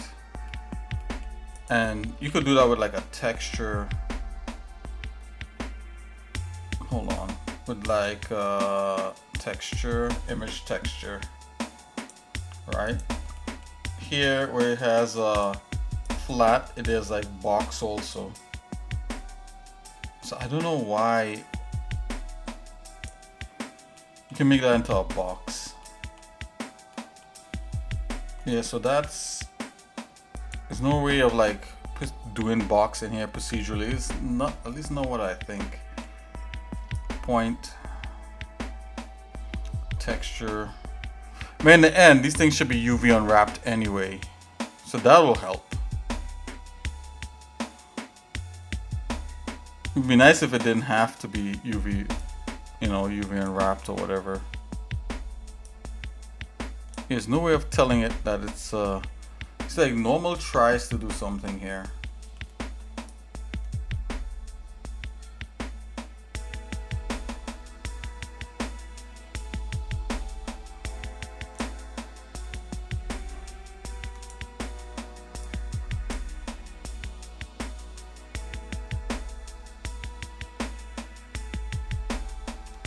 Yeah.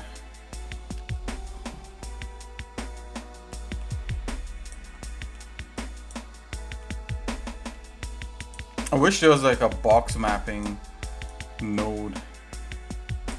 Or maybe there is. Maybe I'm not looking at this in the right way. Hold on, wait a minute. Wait a minute.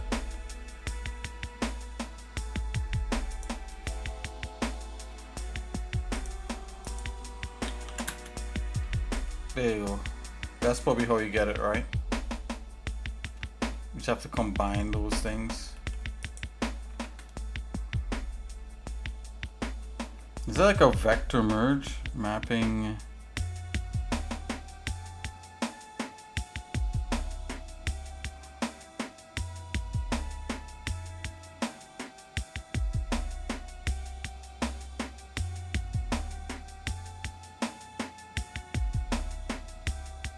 Okay, my mind is like right now working into some kind of thing.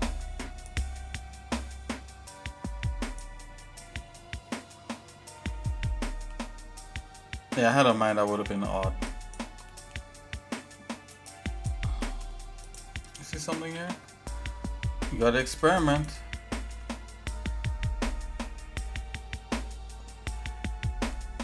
Yeah, I didn't think so.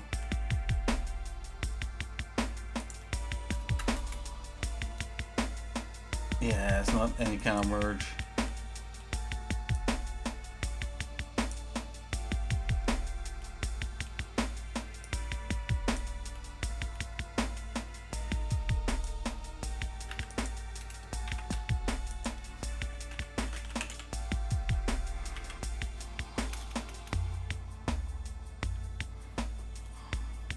Probably like a math node would do something like that.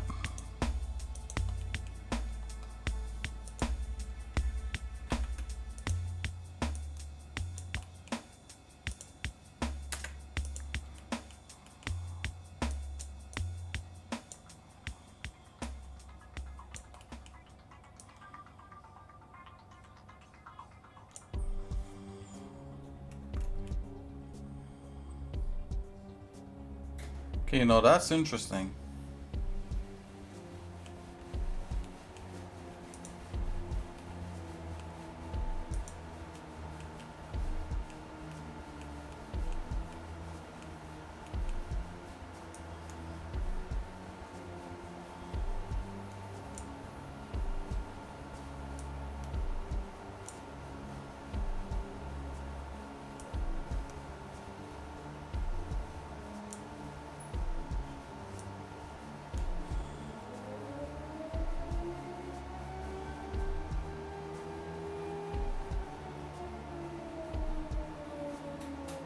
Comparison, rounding, trigonometric conversion,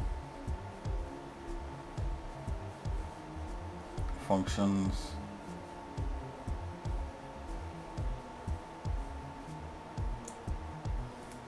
Okay, that's nonsense going on there. So I kind of get what I wanted, but I'm gonna have to no choice but to use like the UVs of the object.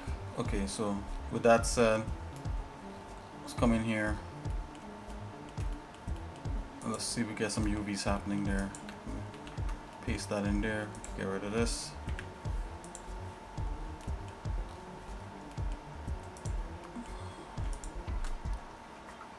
Okay, let's lay out UVs on this.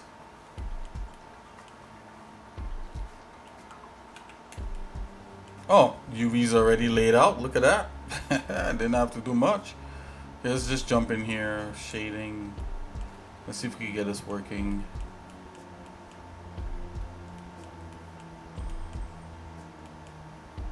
Okay, let's see if we can get the rotation and all that happening through the mapping, vector mapping. And we're gonna have to use a texture coordinate of the UVs of the object. Right, there you go. Look at that.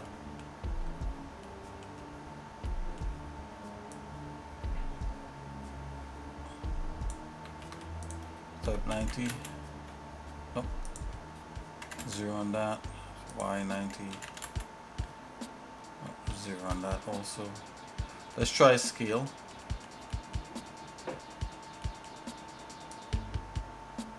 Okay, here we go. We're getting something.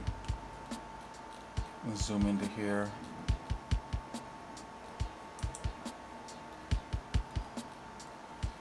We are getting some cuts happening. Just gonna have to kind of zoom in to kind of see that. Yeah, there you go.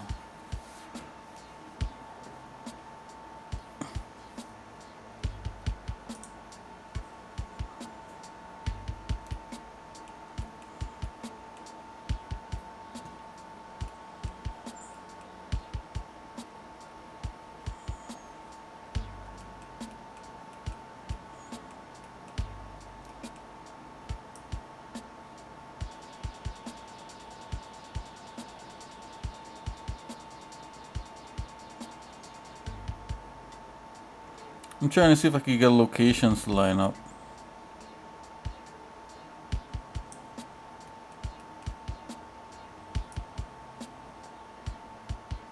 Aha.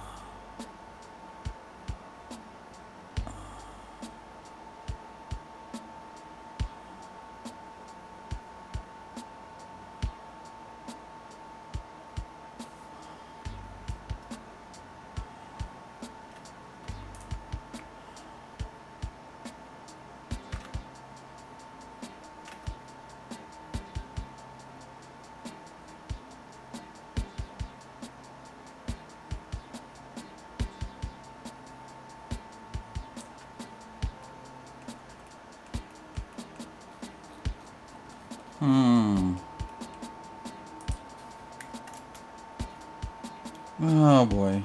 Let's try generated.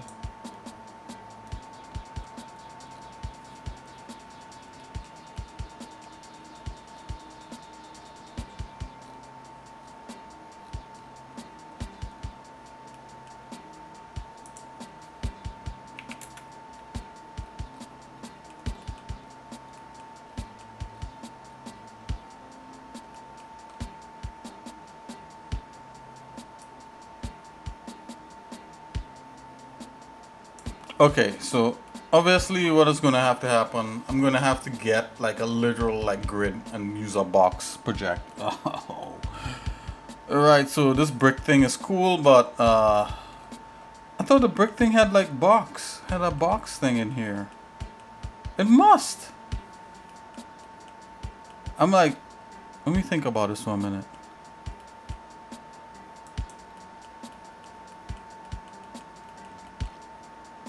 Whatever, deal with that some other time. Bam. Okay, let's look for a grid in here. I'm sorry to take you guys for that ride, but I had to, I had to check. I had to see if that's if there's anything, if that was even possible.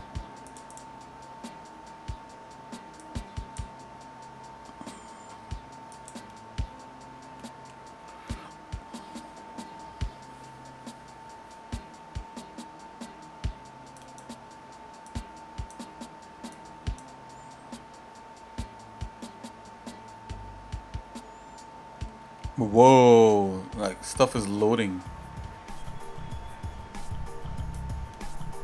Yeah, I think the entire folder loaded. Okay, we might be able to find something in here.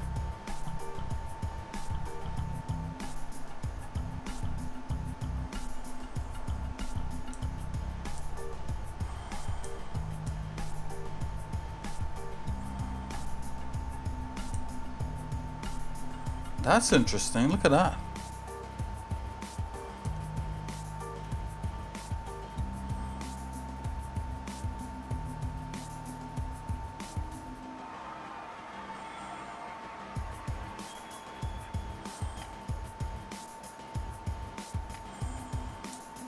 Okay, let's try the square concrete placement thing.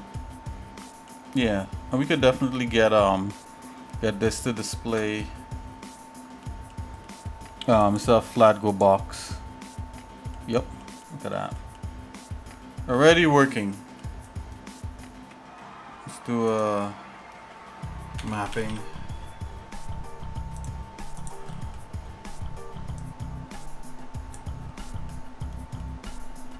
Let's do a generated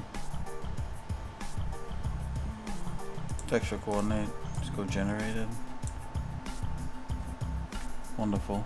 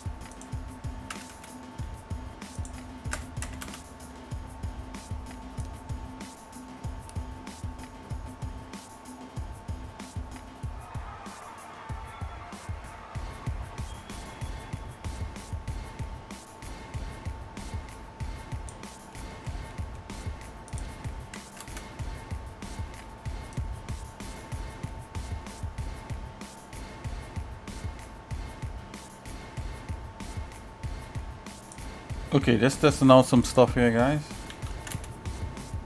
Okay, put 0 on that. The Z.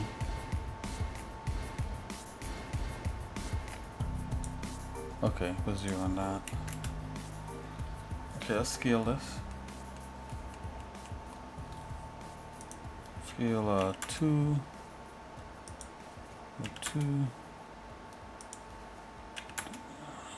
Right. So all that needs to happen is just some scaling. Okay, we're gonna scale this a whole lot, so I'm gonna scale this like up like about 10.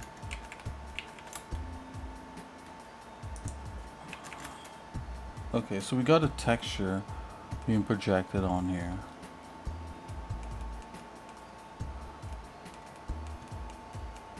Because it's being projected as a box kind of texture, so that's all we need. I think I'm gonna go a lot smaller than that. Let's go 40, 40, 40. Yeah. Okay, so I'm gonna use this as like a bump.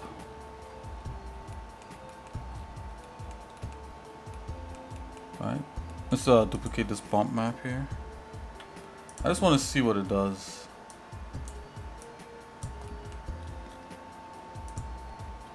But at the same time, I don't want to disrupt this bump here. It's going as height.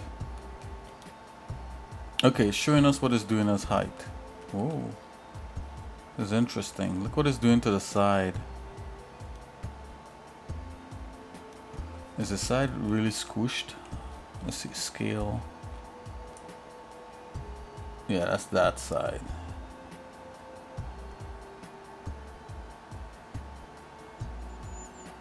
Put 20 on that. Yeah, that's what I thought. Probably 22 on, no, 40. 20.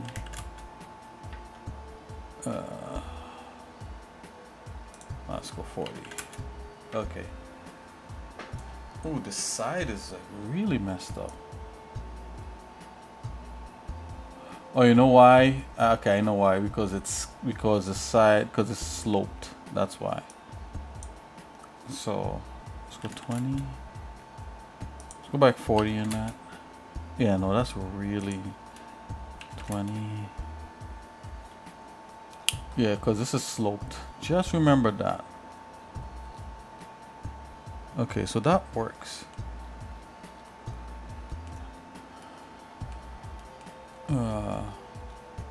Set RGB, I'm gonna go non-color. I get something a little bit cleaner. And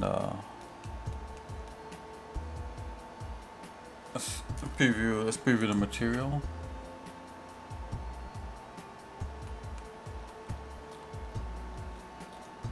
I'm gonna plug this into the normals.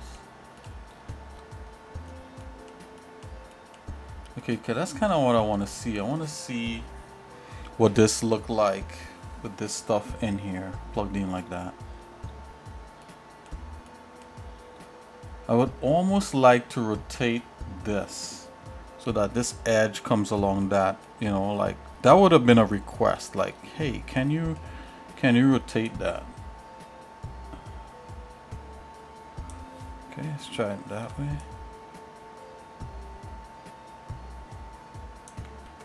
Nope. Okay, it's rotating. Okay, I'm trying to get that edge to line up. Maybe this part here. Maybe one more. Yeah, I think that might be it. That might be the edge right there. Where that lines up with that.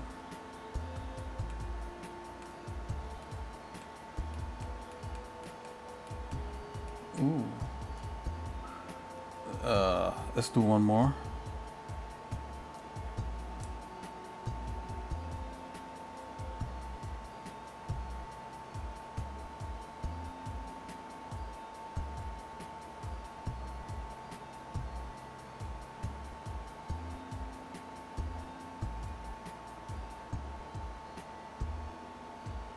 Let's pull back. And maybe that one there. That might be the lineup. Okay. I think that's working, guys. And then what you're gonna do, you're gonna have to add like a ramp.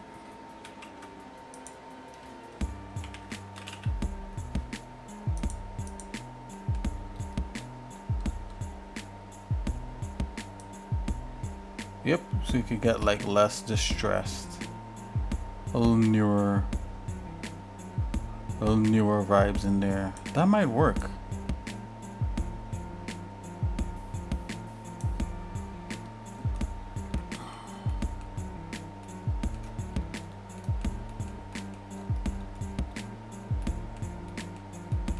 Now that I'm watching here, it's like, oh, now here is messed up. So what if we don't do any rotations at all?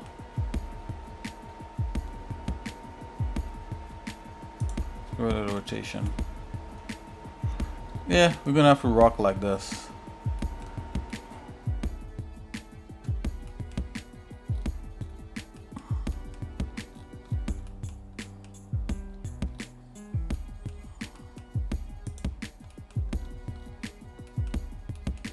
Can I plug this in as a height also? Can we do that?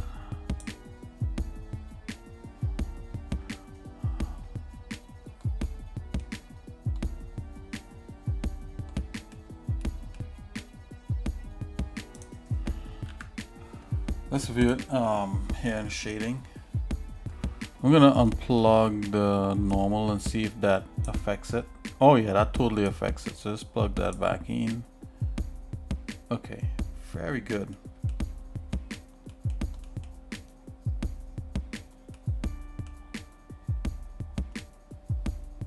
I am going to on this black here. Let's scale this black back and forth and see what we get. Okay, it's starting to do some weird stuff. Let's pull it back.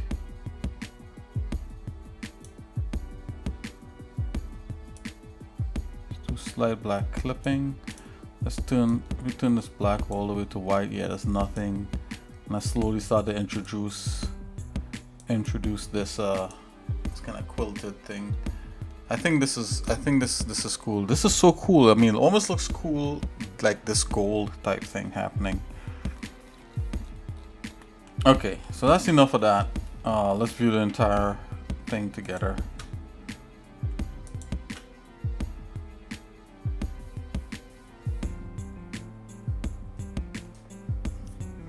Okay, yeah, so it comes through really slightly. You know, because I think this paint is totally covering it up, right? Well, let's let the paint get some of this.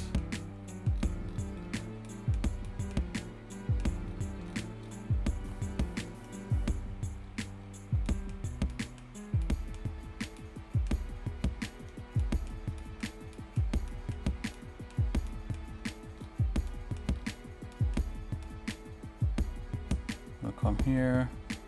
Let's see. Hopefully, we don't create a disaster. No, that actually worked.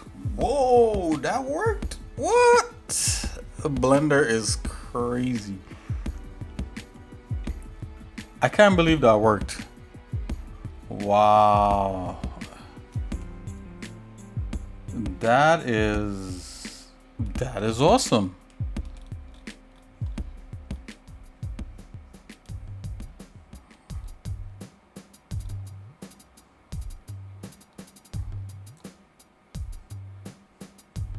Maybe I'll make it a little bit bigger. So let's go along like 10. So let's go 30 in this. Let's go 10 on that. Let's go 30 in this one. Yeah, something like that. This is not so chintzy. That works. Save that. So this is a thing right here.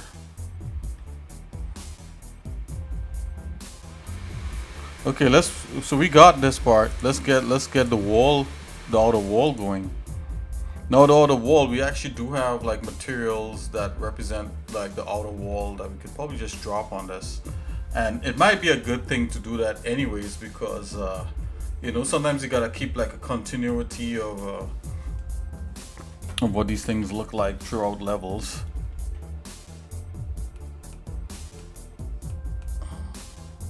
So I have concrete panel mat, so let's see if we could add that to this. I'm first going to see if it's in here. I don't think so, so let's just drop it in here. Oh, we're going to drop it on the material, on the object. Yeah, look at that. Boom, it built it. Very cool. This could work. Enough said. I feel like I could make it a little bit darker, to be honest with you guys. Let's view the working. Where's the working section here? Okay, where's the export? Let's tune on the exported section. Right. So I'm gonna look. I feel this could be a little bit darker. I'm just gonna select this. As cool as this thing is, let's make it a little bit darker here.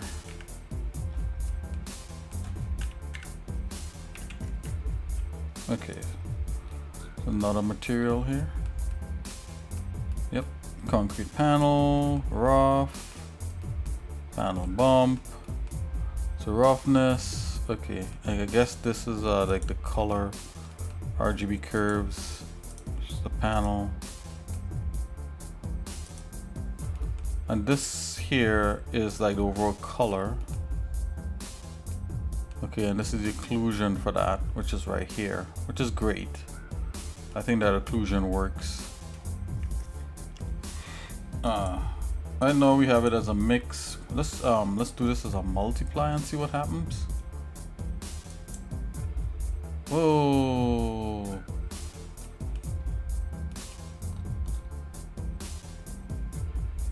That multiply is crazy. Let's go back with mix.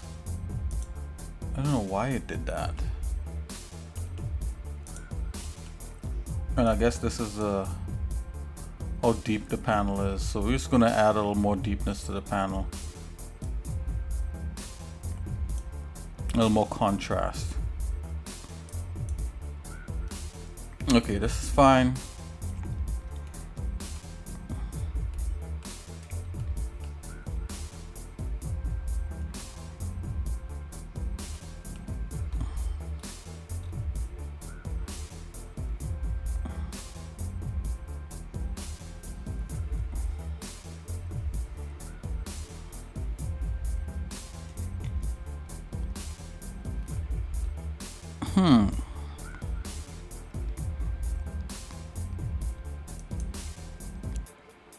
This one is even more interesting because the panel has these little dots. Maybe I don't do those little dots for this one. Let's try bringing in this one instead.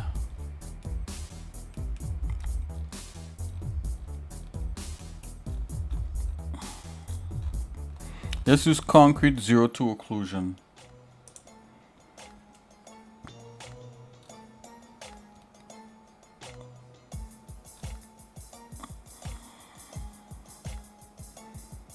It's a sort by name.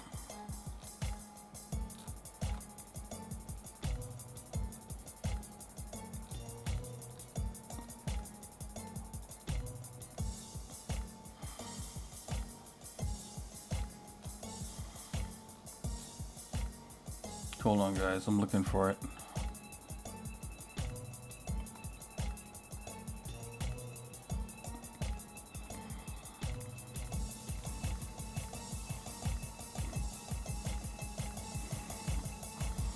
Okay, we're almost there. Almost got it.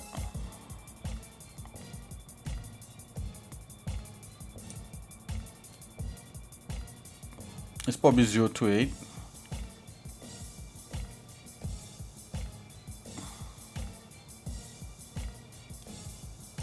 It's probably this here.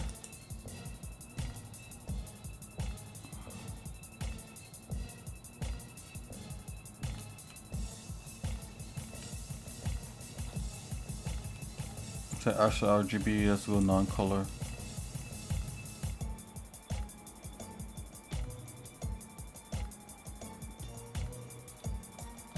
I'm just gonna drag and drop this thing just to make sure we got the right one. I don't know what's going on here.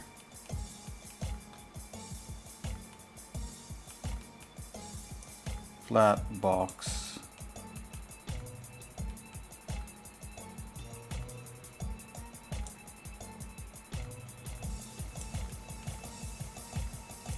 This is the color. Let's get rid of that guy.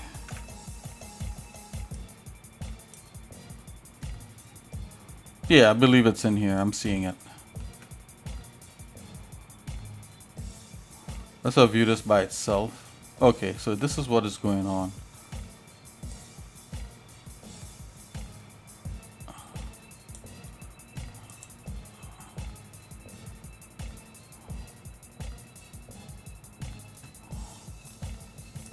Needs a little more contrast.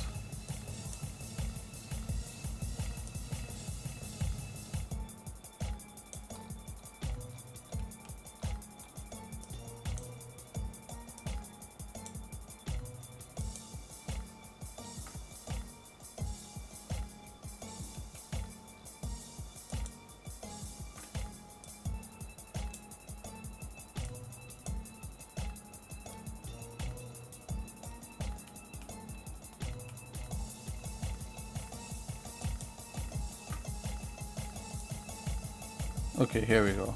Now we're getting it. Yeah, I'm liking this better. Just off the top.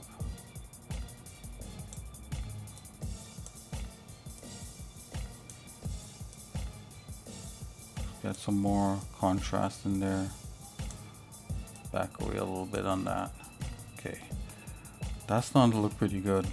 Let's make this a little bit bigger. So let's go 20. Let's go 50. Oh, sorry, 5. 20. Yeah. Yeah, that feels better. Let's take a look. Okay. And let's view it just with this. Yeah, this stuff is being cut up, right? And let's view it under with the red now. Finals. Yeah, much better. Which is what it should be anyway. Should be that. Right, but these are different.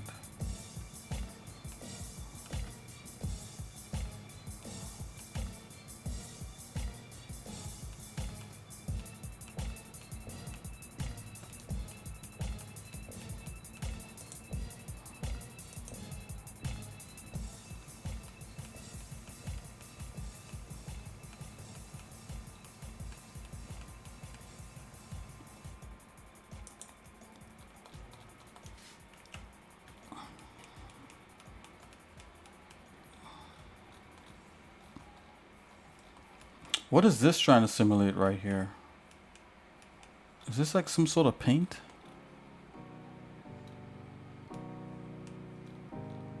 Subsurface, it's a color. And it's being mixed by what? Edge mask. Oh, is this trying to give it like a definite edge? Okay, I see.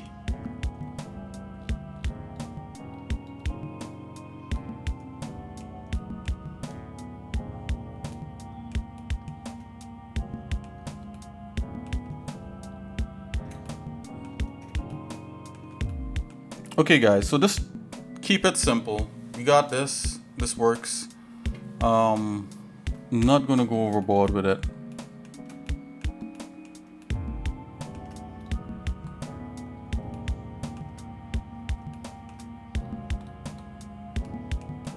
I'm gonna drop this material on this just to see what happens. But let's just double check this real quick.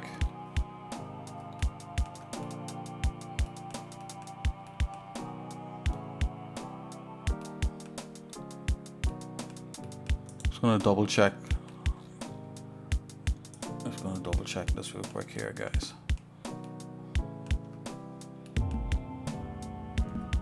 UV editing is a big deal, right? We want to make sure that we UV edit all the stuff that we could. If you're not UV editing, then you ain't got it.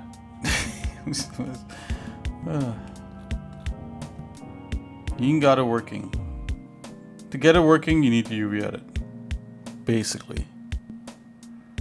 So instead of do I have just one side with two things selected? Nope, look at that. So this could be split in half, then the other thing could be split in half. That's how we do it. All right, so let's go ahead and just do this real quick. Let's go wireframe here. Let's split this in half. All right, we don't need both sides, only faces. We want to optimize. We want to maximize, excuse me, we want to maximize the amount of UV space. So I got that there. I'm just going to come in here, tab A, select all this, and we just want to make sure and lay this out properly. I want to lay this out so everything is like facing the way it should be facing and everything else. Okay, so I'm going to select all the parts that are important. This is another good way of, you know, that I practice with the terrain. So all the important parts is all the facing parts as you come in. See, shift, select, do that. Okay, all the return edges, the edges that face the other way, they're not as important. They're important, but not as important. Definitely tops, we don't need those. We could probably get rid of those. You know what? Let's just get rid of the tops.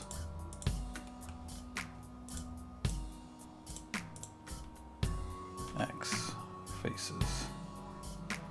Ugh. Okay, let's try that again. Oh, yeah, there's no bottom parts, yeah, because that's not where things are at right now. Okay.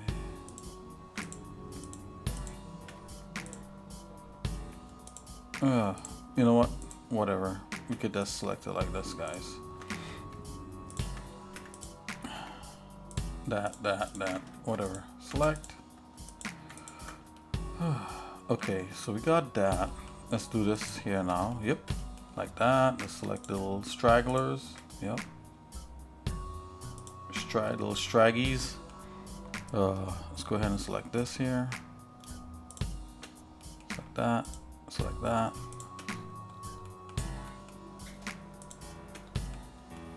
Not bad. Not bad. Like this little tip, little edge right there. Okay, we just got this one side here. Even like, you know, we could optimize the back of that, you know, that don't even have to be that prominent. Let's just leave that part out there.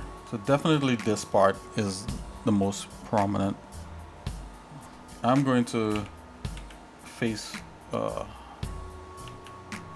straight on with that, and let's view, project, unwrap.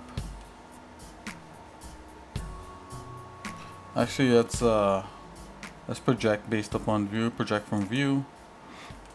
So that's exactly that. L to select the element. Just grab that out.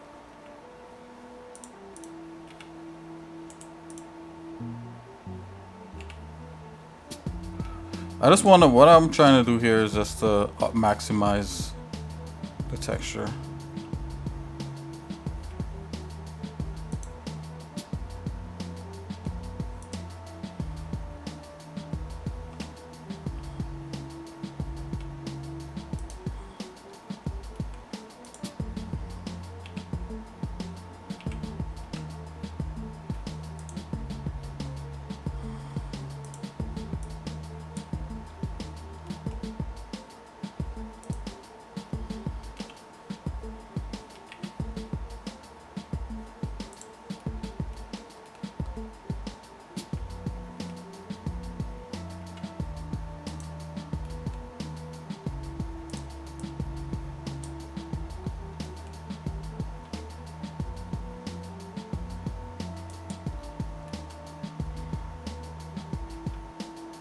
Okay, so I'm just gonna put this here like this, right?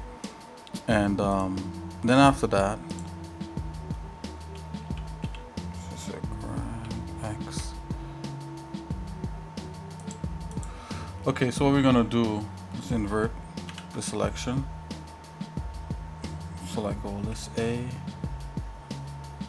and we're gonna tell it to pack around that.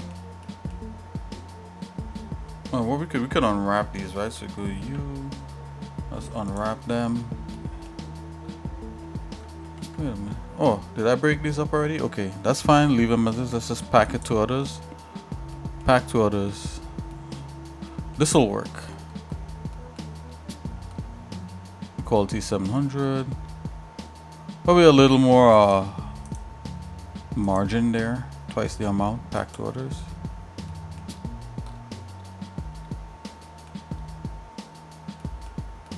The margin is how much space you want between each thing.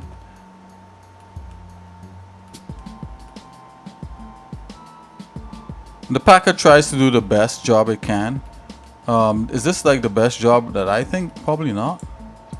But it at least gets you somewhere.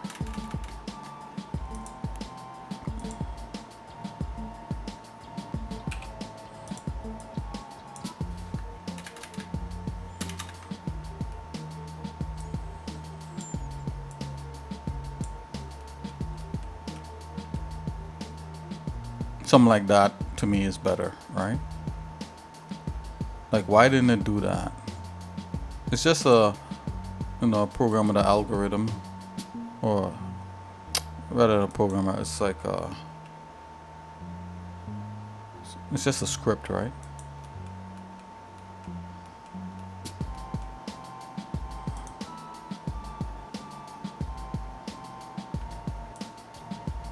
Select that.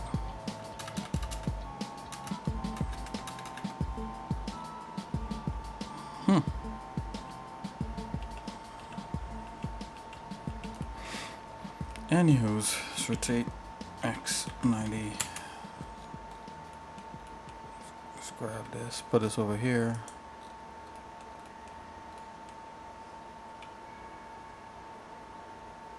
So like this is how I would stack it. Let's grab.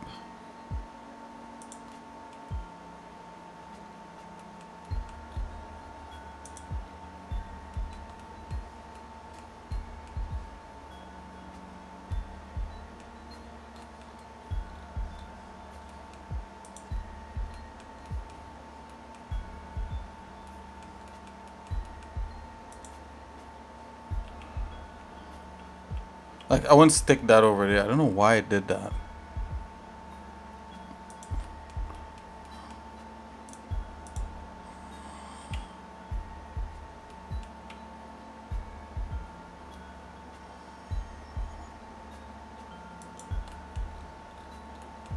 You know, like you could even like just even go to town with just like trying to get this all nice and tight. You know, tight UV maps, but not error prone.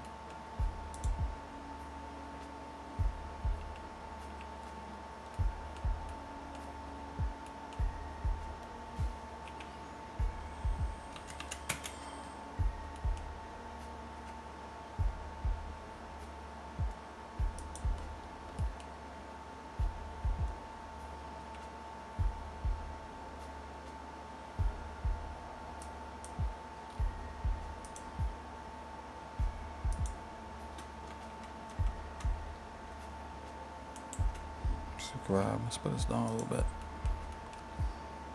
Scale. Grab X.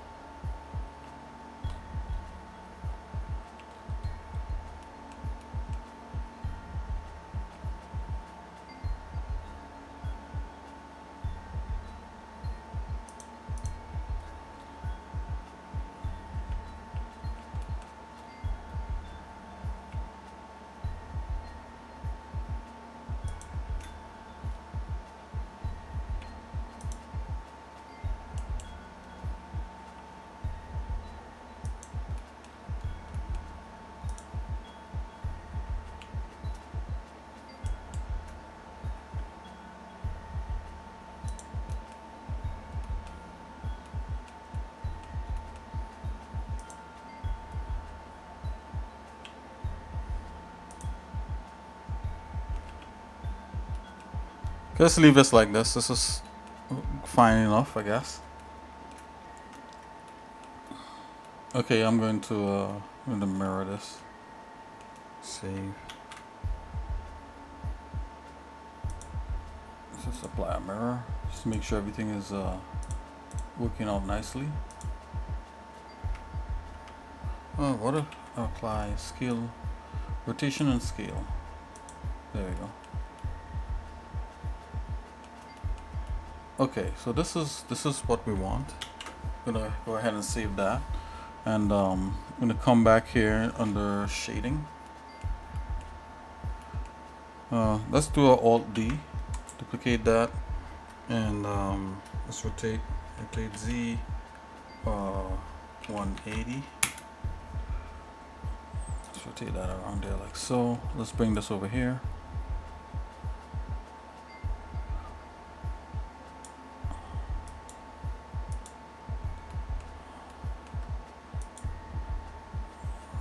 This one. Okay, we got that part there.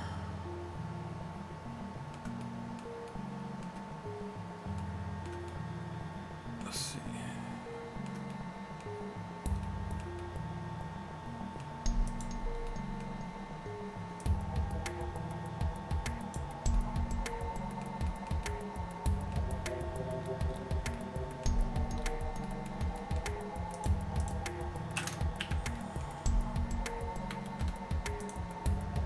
There's an Alt D in there.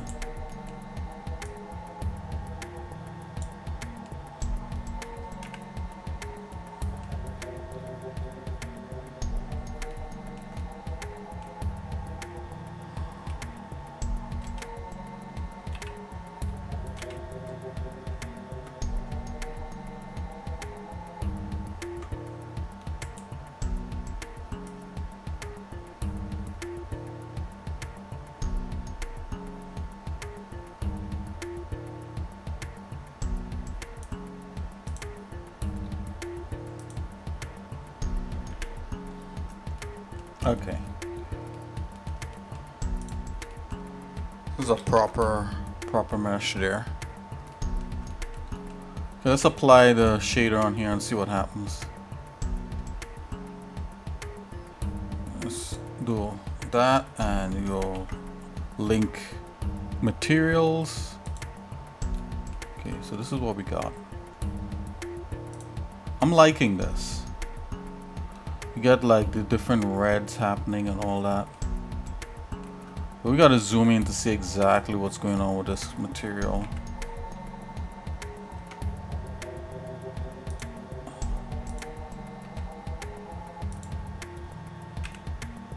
Okay. Let's take a look.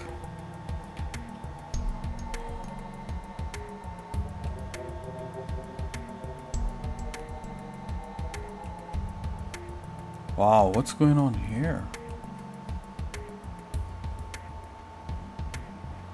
Okay, I gotta just preview each thing slightly.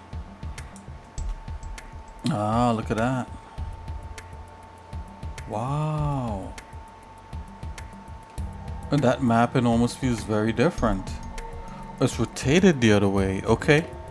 So you know what we're gonna have to do? I'm gonna have to duplicate this. This is a new thing. I'll call this wall.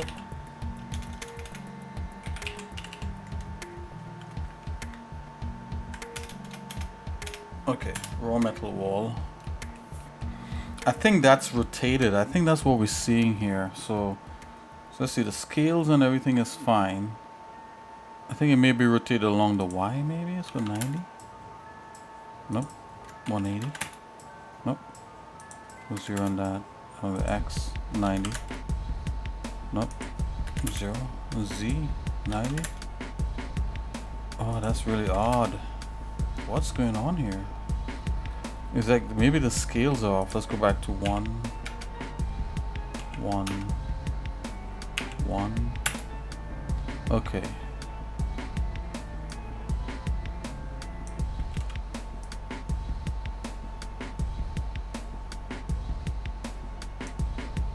Okay, we're gonna have to rock with like some kind of scale like this.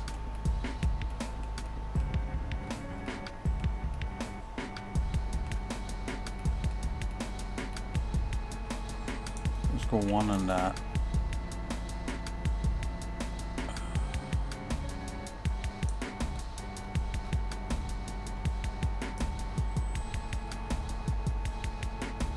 Okay, so let's go 2, maybe 2.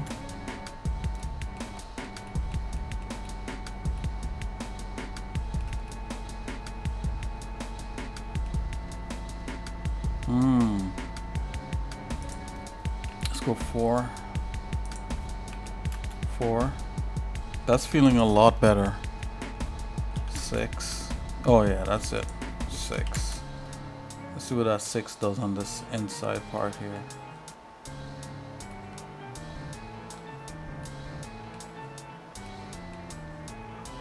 Can we preview it with the material preview?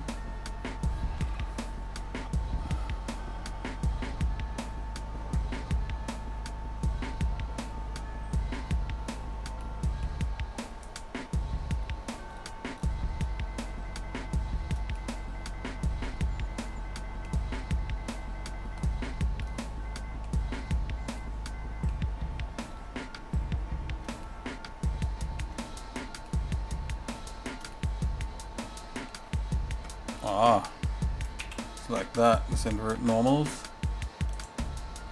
There we go. Yeah, that's the way to go.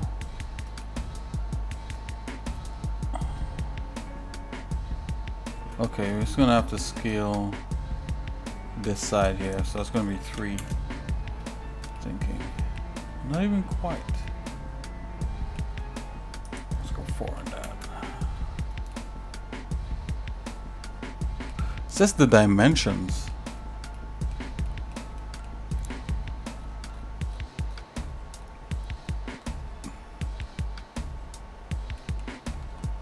Okay, so we fixed that. I'm gonna have to inspect all the others, all the other bump maps. The bevel is fine.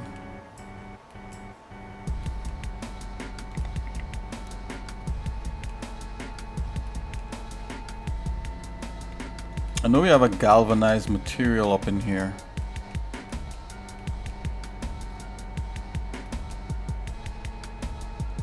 Grunge map.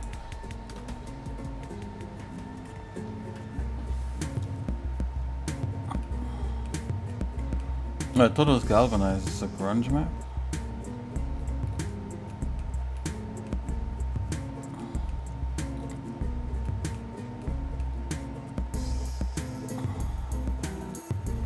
This seems to be doing pretty okay. Check this one out.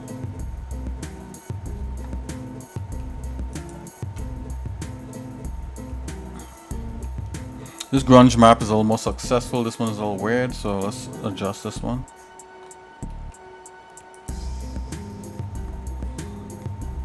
Let's go 5 on that.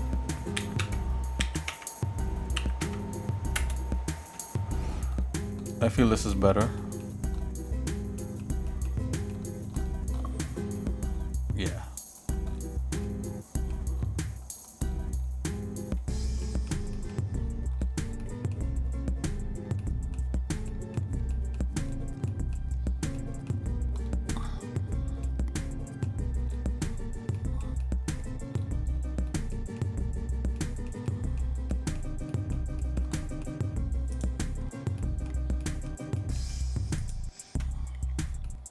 Oh yeah, that's 100 times better. Let's check this one out. Yep. Select this.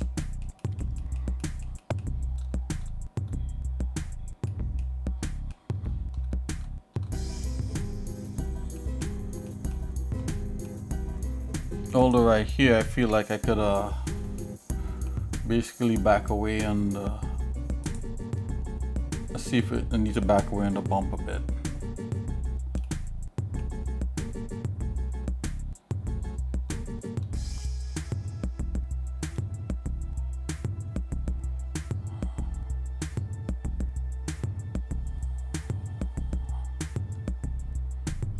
Select this. Let's do that. Oh, wait a minute.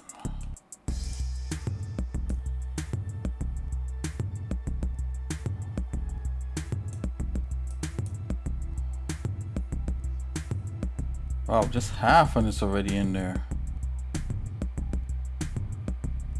Maybe that's what I want.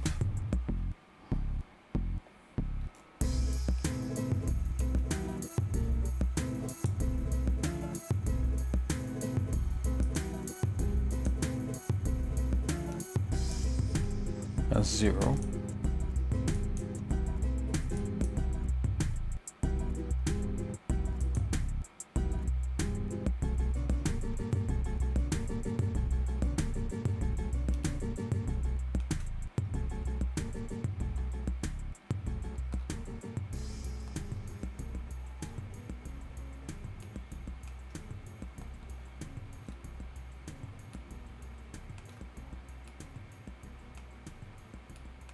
But while we're in here, I could like affect the hue shift in the red.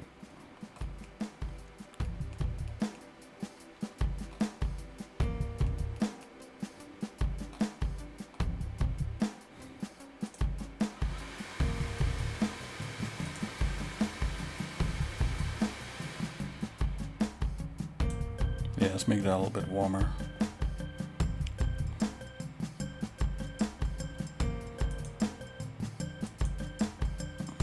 Select this. If we make that a little bit darker. Yeah, like so. Bingo.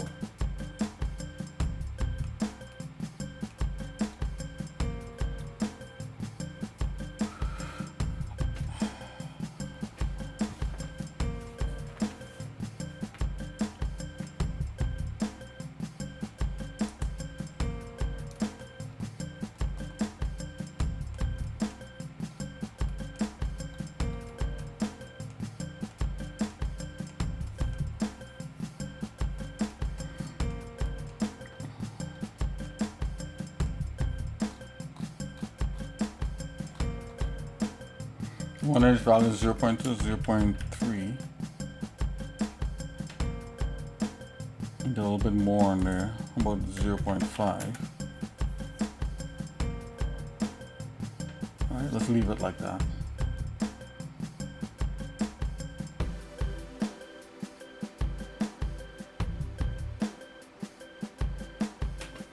Okay, this is as good as it's getting right now.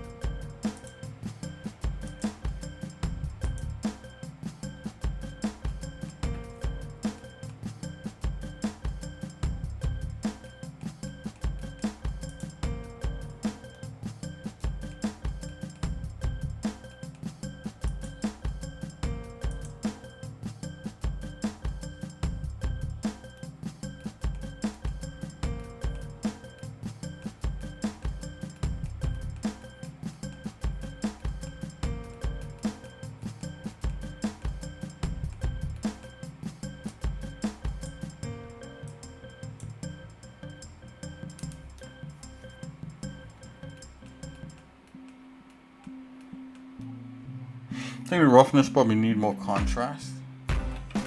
What happens if we put a curves in that?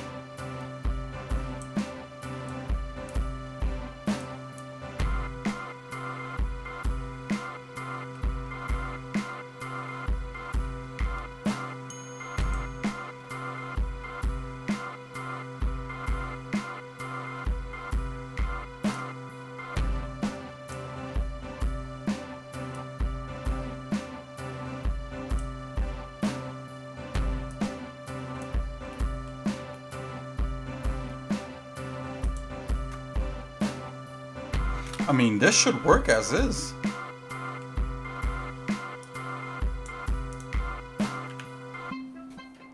Let's see something.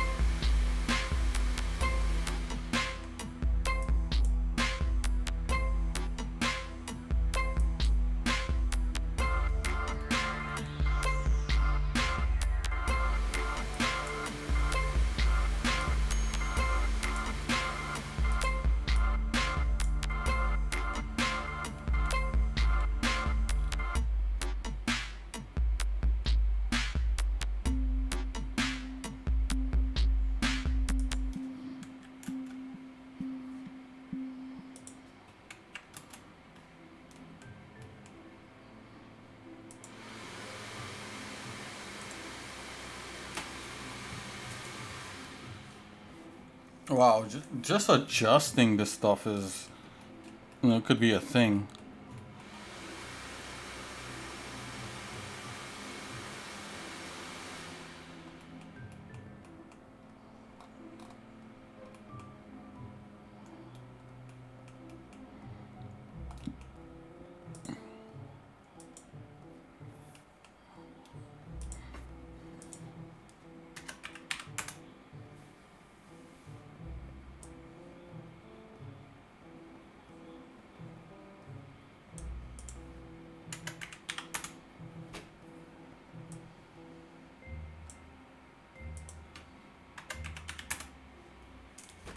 Okay, so we got some shininess on there. I just want to see if the roughness affects that. Is it roughness? Yeah, it totally does. Let's go sRGB. Yeah, that's a different effect. Let's go non-color. Okay, so it's affecting it. Where it needs to affect it. Let's turn that back. Metallic 0. Let's put the metallic all the way up and see if the metallic, how that affects.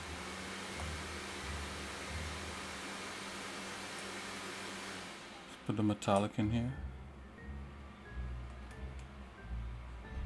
So the metallic non-color. Metallic. sRGB.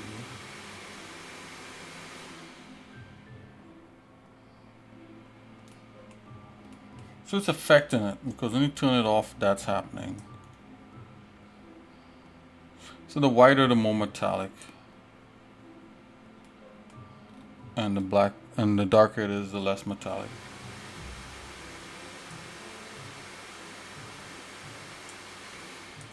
So specular tint, of course, 0. Specular 0.3. It's fine. Yeah, let's bring the roughness back in now. So now the roughness, yeah, this completely chalks that up. Yeah, this is how this stuff's supposed to work.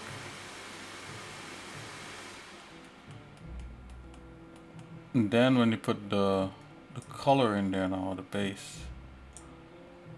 Right. So it's being slightly affected. So if I, let's just run the straight color through there. Yeah, so there's some kind of shading going on with the ambient.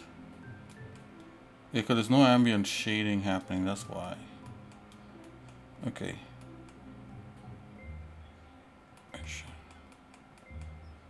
So this is just a straight, just pipe through to that. But once you pass it through any shader, even if I pass it through a diffuse, this is how we could check this. Diffuse BSDF. Which should have absolutely nothing in there. It would still give me the same color opposed to just piping that right through because it's being affected by the ambient light. That's what's going on. And also it's being affected by the color profile. Okay, so this could work. Just needed to go through that, guys, and kind of debug that for myself. See what's really going on in there. So I think this is cool enough. So all I gotta do is to come in here and bake these pieces, you know. So the good thing is that I just have to bake 1/2 of this, bake 1/2 of the actual thing here, and you know, then we could put these into the game engine and populate them with trees and grass and all that sort of good stuff. So that'll be a lot of fun, actually.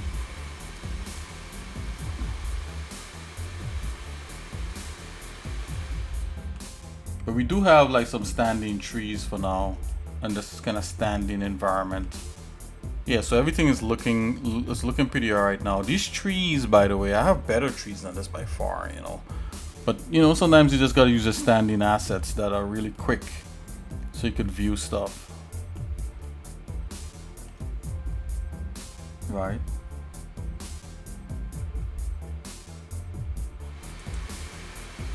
Let's bring the water level back in. Yeah, so the water level here is actually tailored for the engine itself. But that's kind of what you're seeing. If you see this kind of weird purple thing.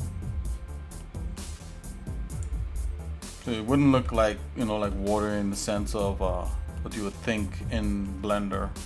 But in the game engine, it would take advantage of the normal map I have on here, and it will actually have the water shader is gonna make it into the water that we need.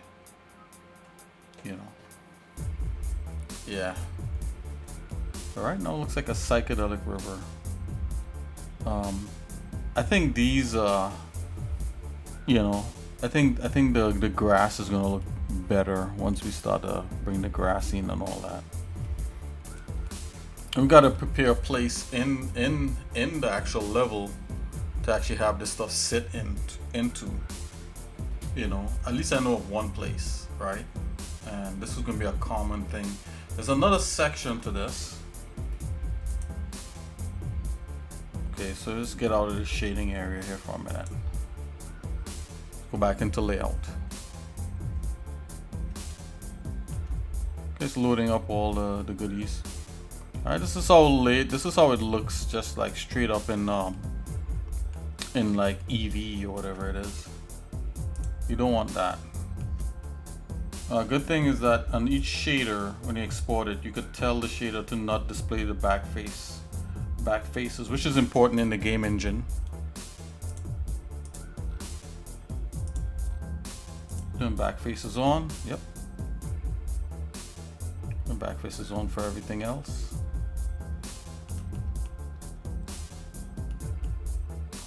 Yeah, once you start baking this down, you know, the full thing will be shown.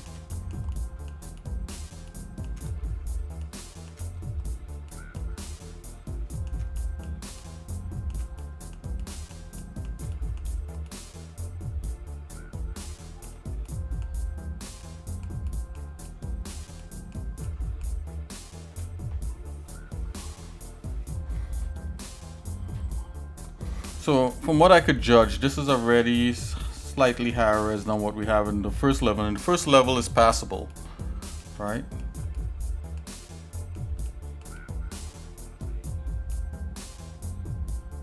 I almost feel like these blocks here could be a little bit bigger, and you know, we could do that by just scaling this UV here, I think. Yep. Let's do that.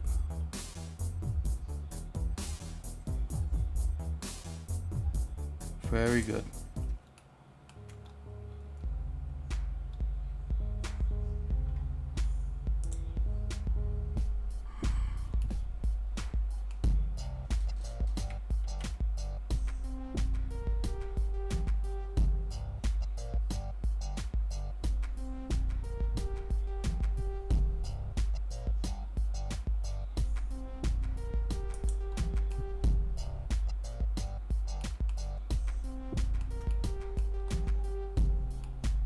Okay.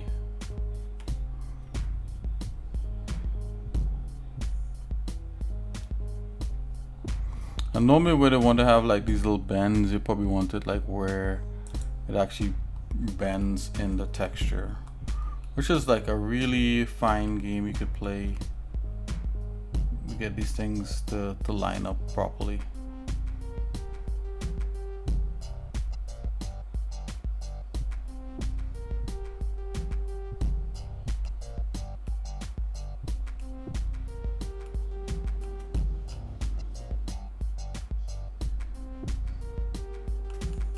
Okay.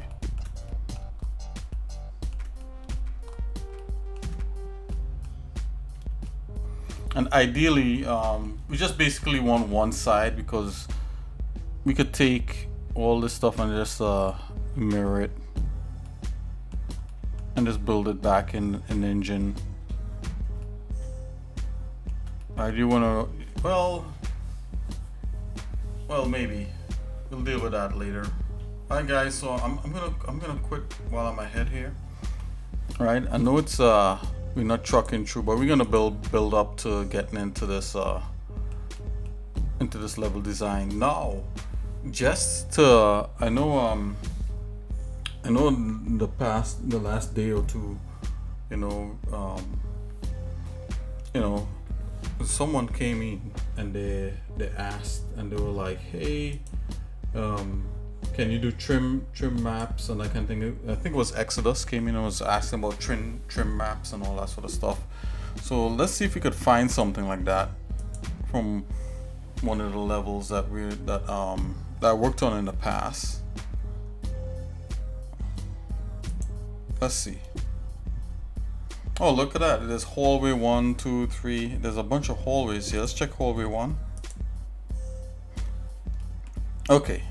So this is more of a UV map than a trim map. But it's kind of like what, it's kind of like what Mason pointed out. Isn't that like a UV map? Yeah. So like basically, we lay out all the common elements to make up a level. And in here now,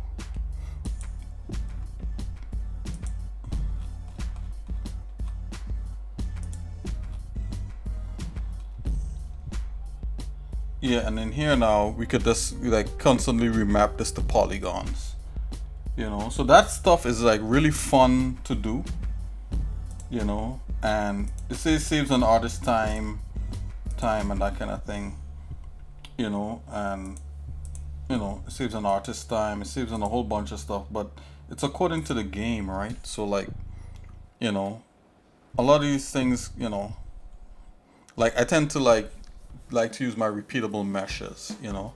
I use meshes to do different things and that kind of thing.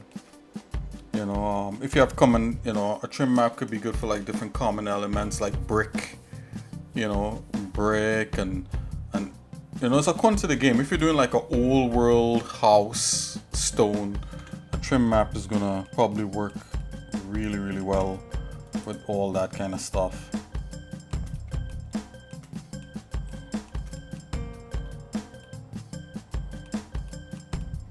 So basically, you know, if I was to build a different model here, and I apply the same material and just move the UVs around, it's kind of like you're using this as a UV set to build to construct like some kind of set. So let's just say this is a trim map. It's really not a trim map. It's just like a UV thing. Matter of fact, do I have a trim map out here? Hold on. I may have something that's kind of like that. Let's check it out.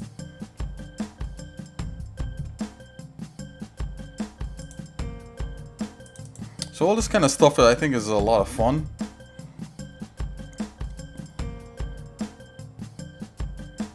Let's come in here. Should be on the blender. Let's check textures.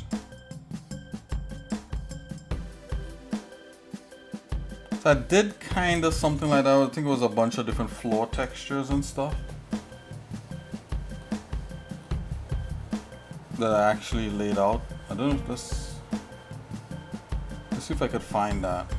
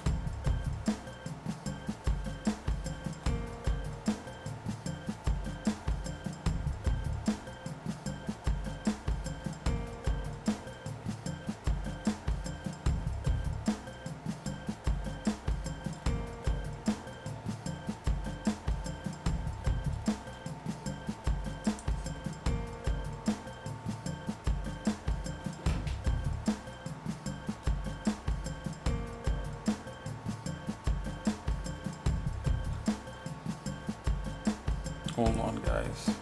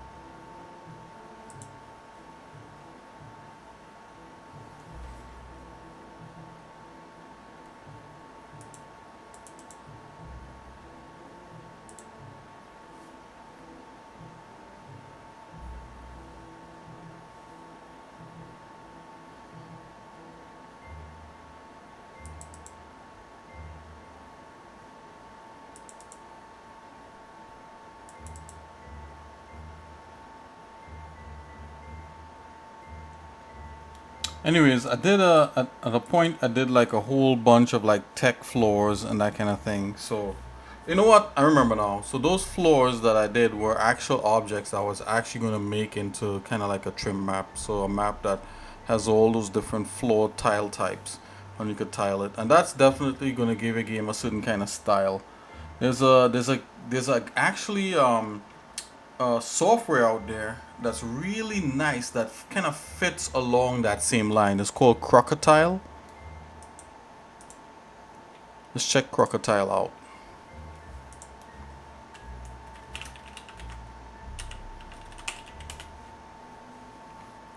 It looked like really fun stuff to do, and you guys might actually like this. Check this out. This is using trim maps in Crocodile.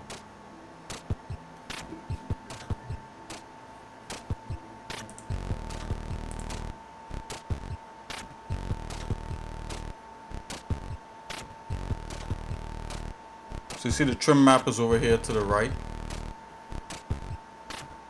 You see, I'm using one trim map to create like the tree, the grass. You know, you pull in from, yeah, it's really good for like these kinds of graphics. It's good for any graphics, but you know, you definitely can use it. Yeah, I mean, look how good they did that.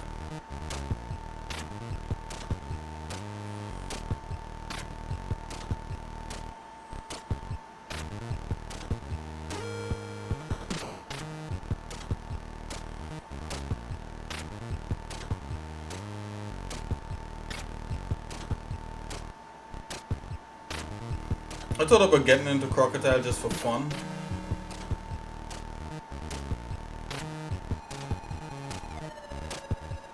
But how much do you want to be anchored to a computer, you know? I gotta get up sometimes.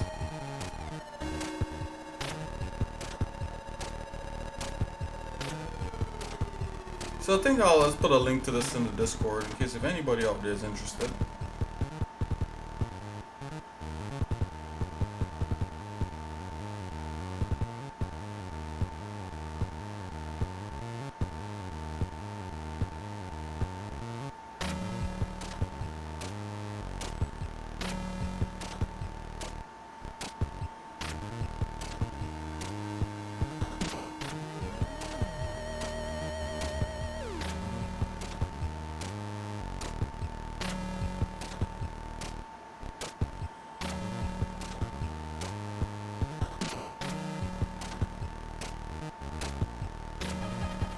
It's definitely good for these kind of bit graphics, but I don't know if it could actually do higher graphics. I'm not sure.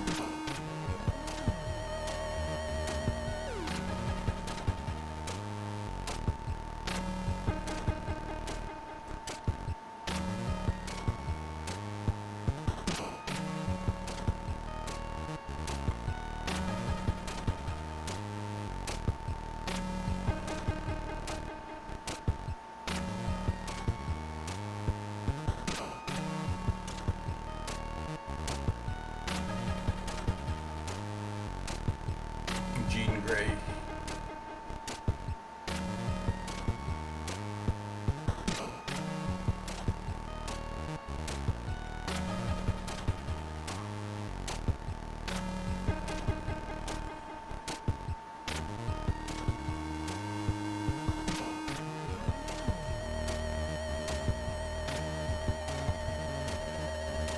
Kind of a little crocodile character.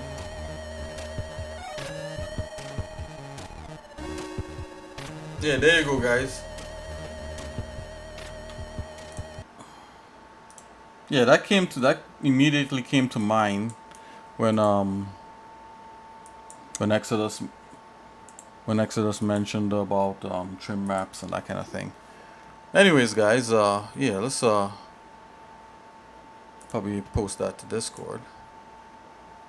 Anyway, guys, let's call that a stream. Yeah, let's continue working on some of this kind of level design stuff as much as we could squeeze in here. Okay, guys, I'll see you guys in a little bit. God bless. Take it easy. Have a good one. Bye bye.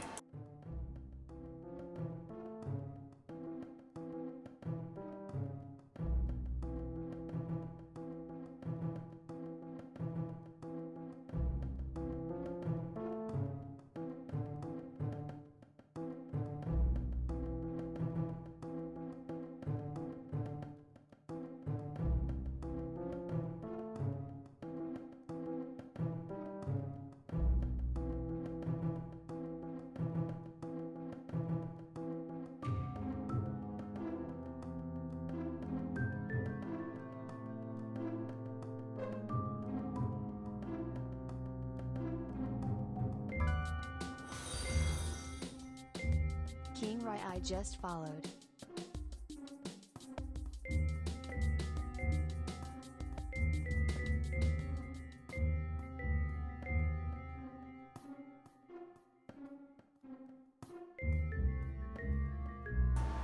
Hey, what's up, King Griai?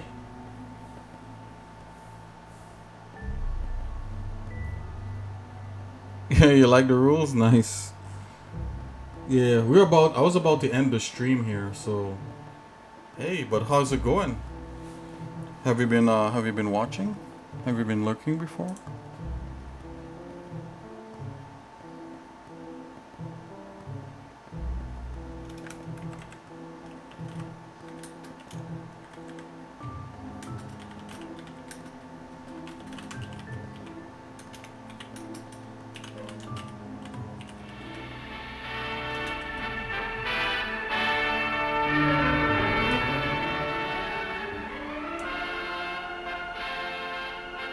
Oh, you rarely use Trip?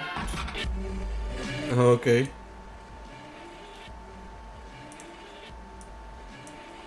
Oh yeah, you gotta come on Twitch some more, especially come on to the Exercise Extra right here. You know, we do all kinds of like art stuff if you're into art and like music and and chatting and just like hanging out and having fun. Yeah, we're all into that here. You know, on this stream we're developing a game called Soul 3000, and I do a bunch of whole other things. You know, you could check me out and you could check out the YouTube. There's a YouTube link you could check out, and you know, we're also, if you're into like Discord, this, you know, join us in Discord there. Yeah.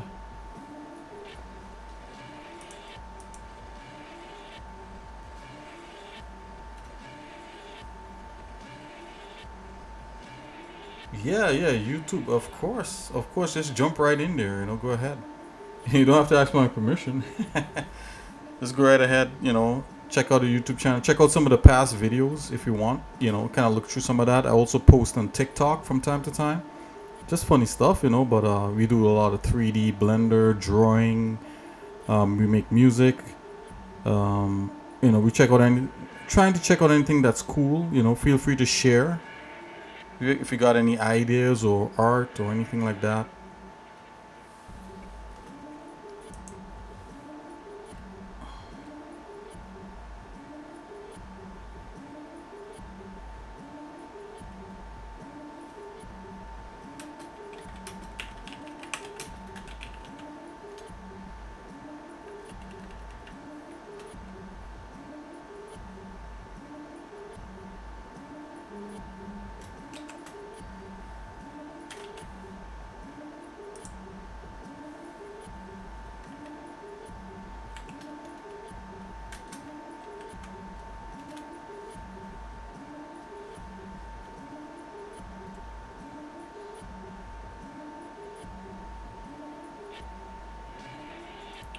What's the game I'm making like? It's a third person. Basically a third person action adventure, third person shooter type game. That's what it's like. It's based upon events that would happen in Earth's future. That's the premise of the story. You know, so you know, it's mostly kind of futuristic based.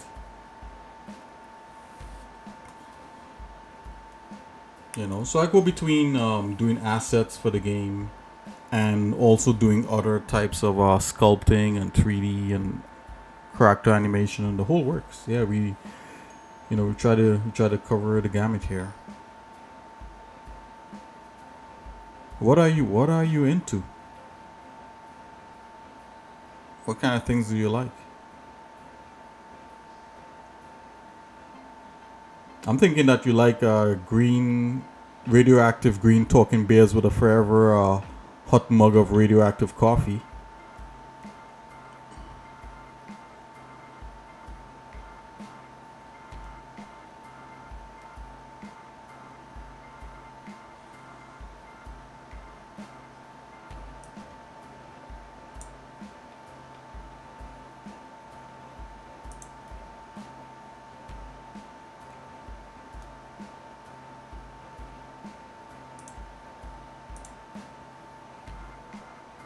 Military equipment? Yeah, totally, yeah.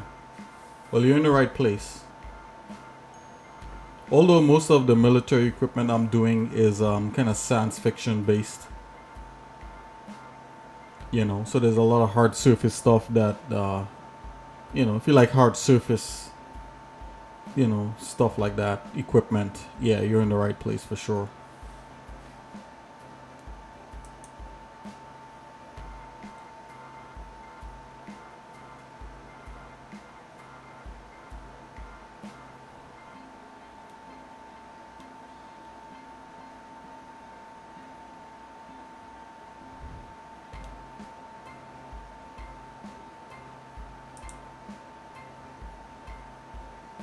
Okay, guys, so this is the end of the stream. Hey, King Griai, if you like you know, like hard surface animations and stuff like that, you know, stick around. You know, normally at the end of the stream I show, you know, a few videos or stuff like that that kind of inspire me, like animations and that kind of thing, and then the stream actually ends. So if you want to see some of that, stick around. You know, it's not ads. It'll probably look like an ad. It's not an ad. It's just basically me playing things that I think is cool. So yeah. So stay tuned. Hopefully I'll see you tomorrow. Join the Discord. You'll be pleasantly surprised. I'll see you guys later. God bless. Take it easy. Exercise Nick out.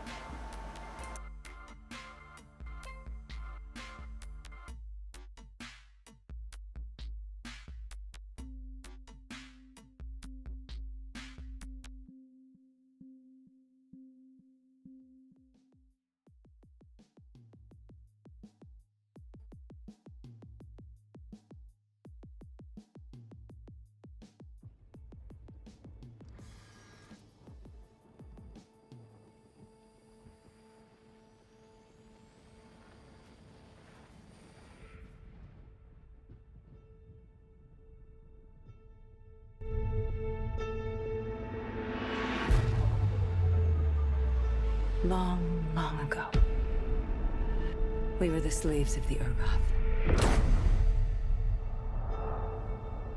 And eventually, after much strife, we broke free.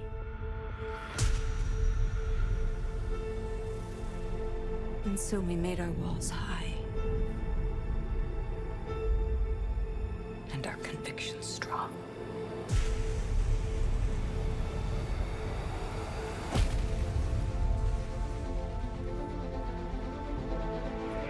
There are many dangers.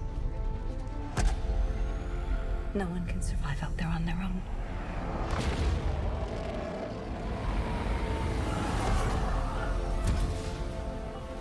We found her last night, in the jungle.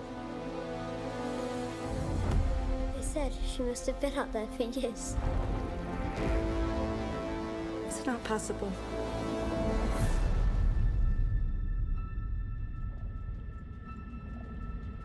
I always knew this day would come. A new beginning. You won't get your son back. You have my word. And yet, new enemies would be forged.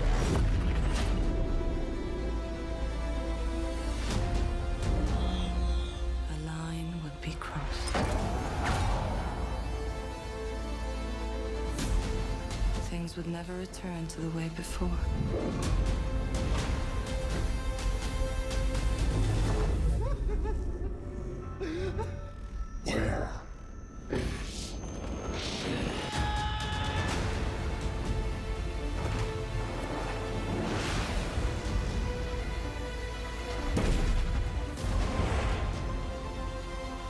Look deeper, and you will see visions, Kelly. Your history, your future. A life unlived. You backstabbing rat! You sold us out! I never should have trusted you!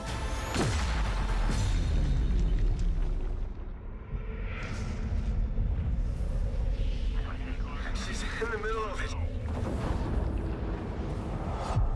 That's not possible. It swims through your mind.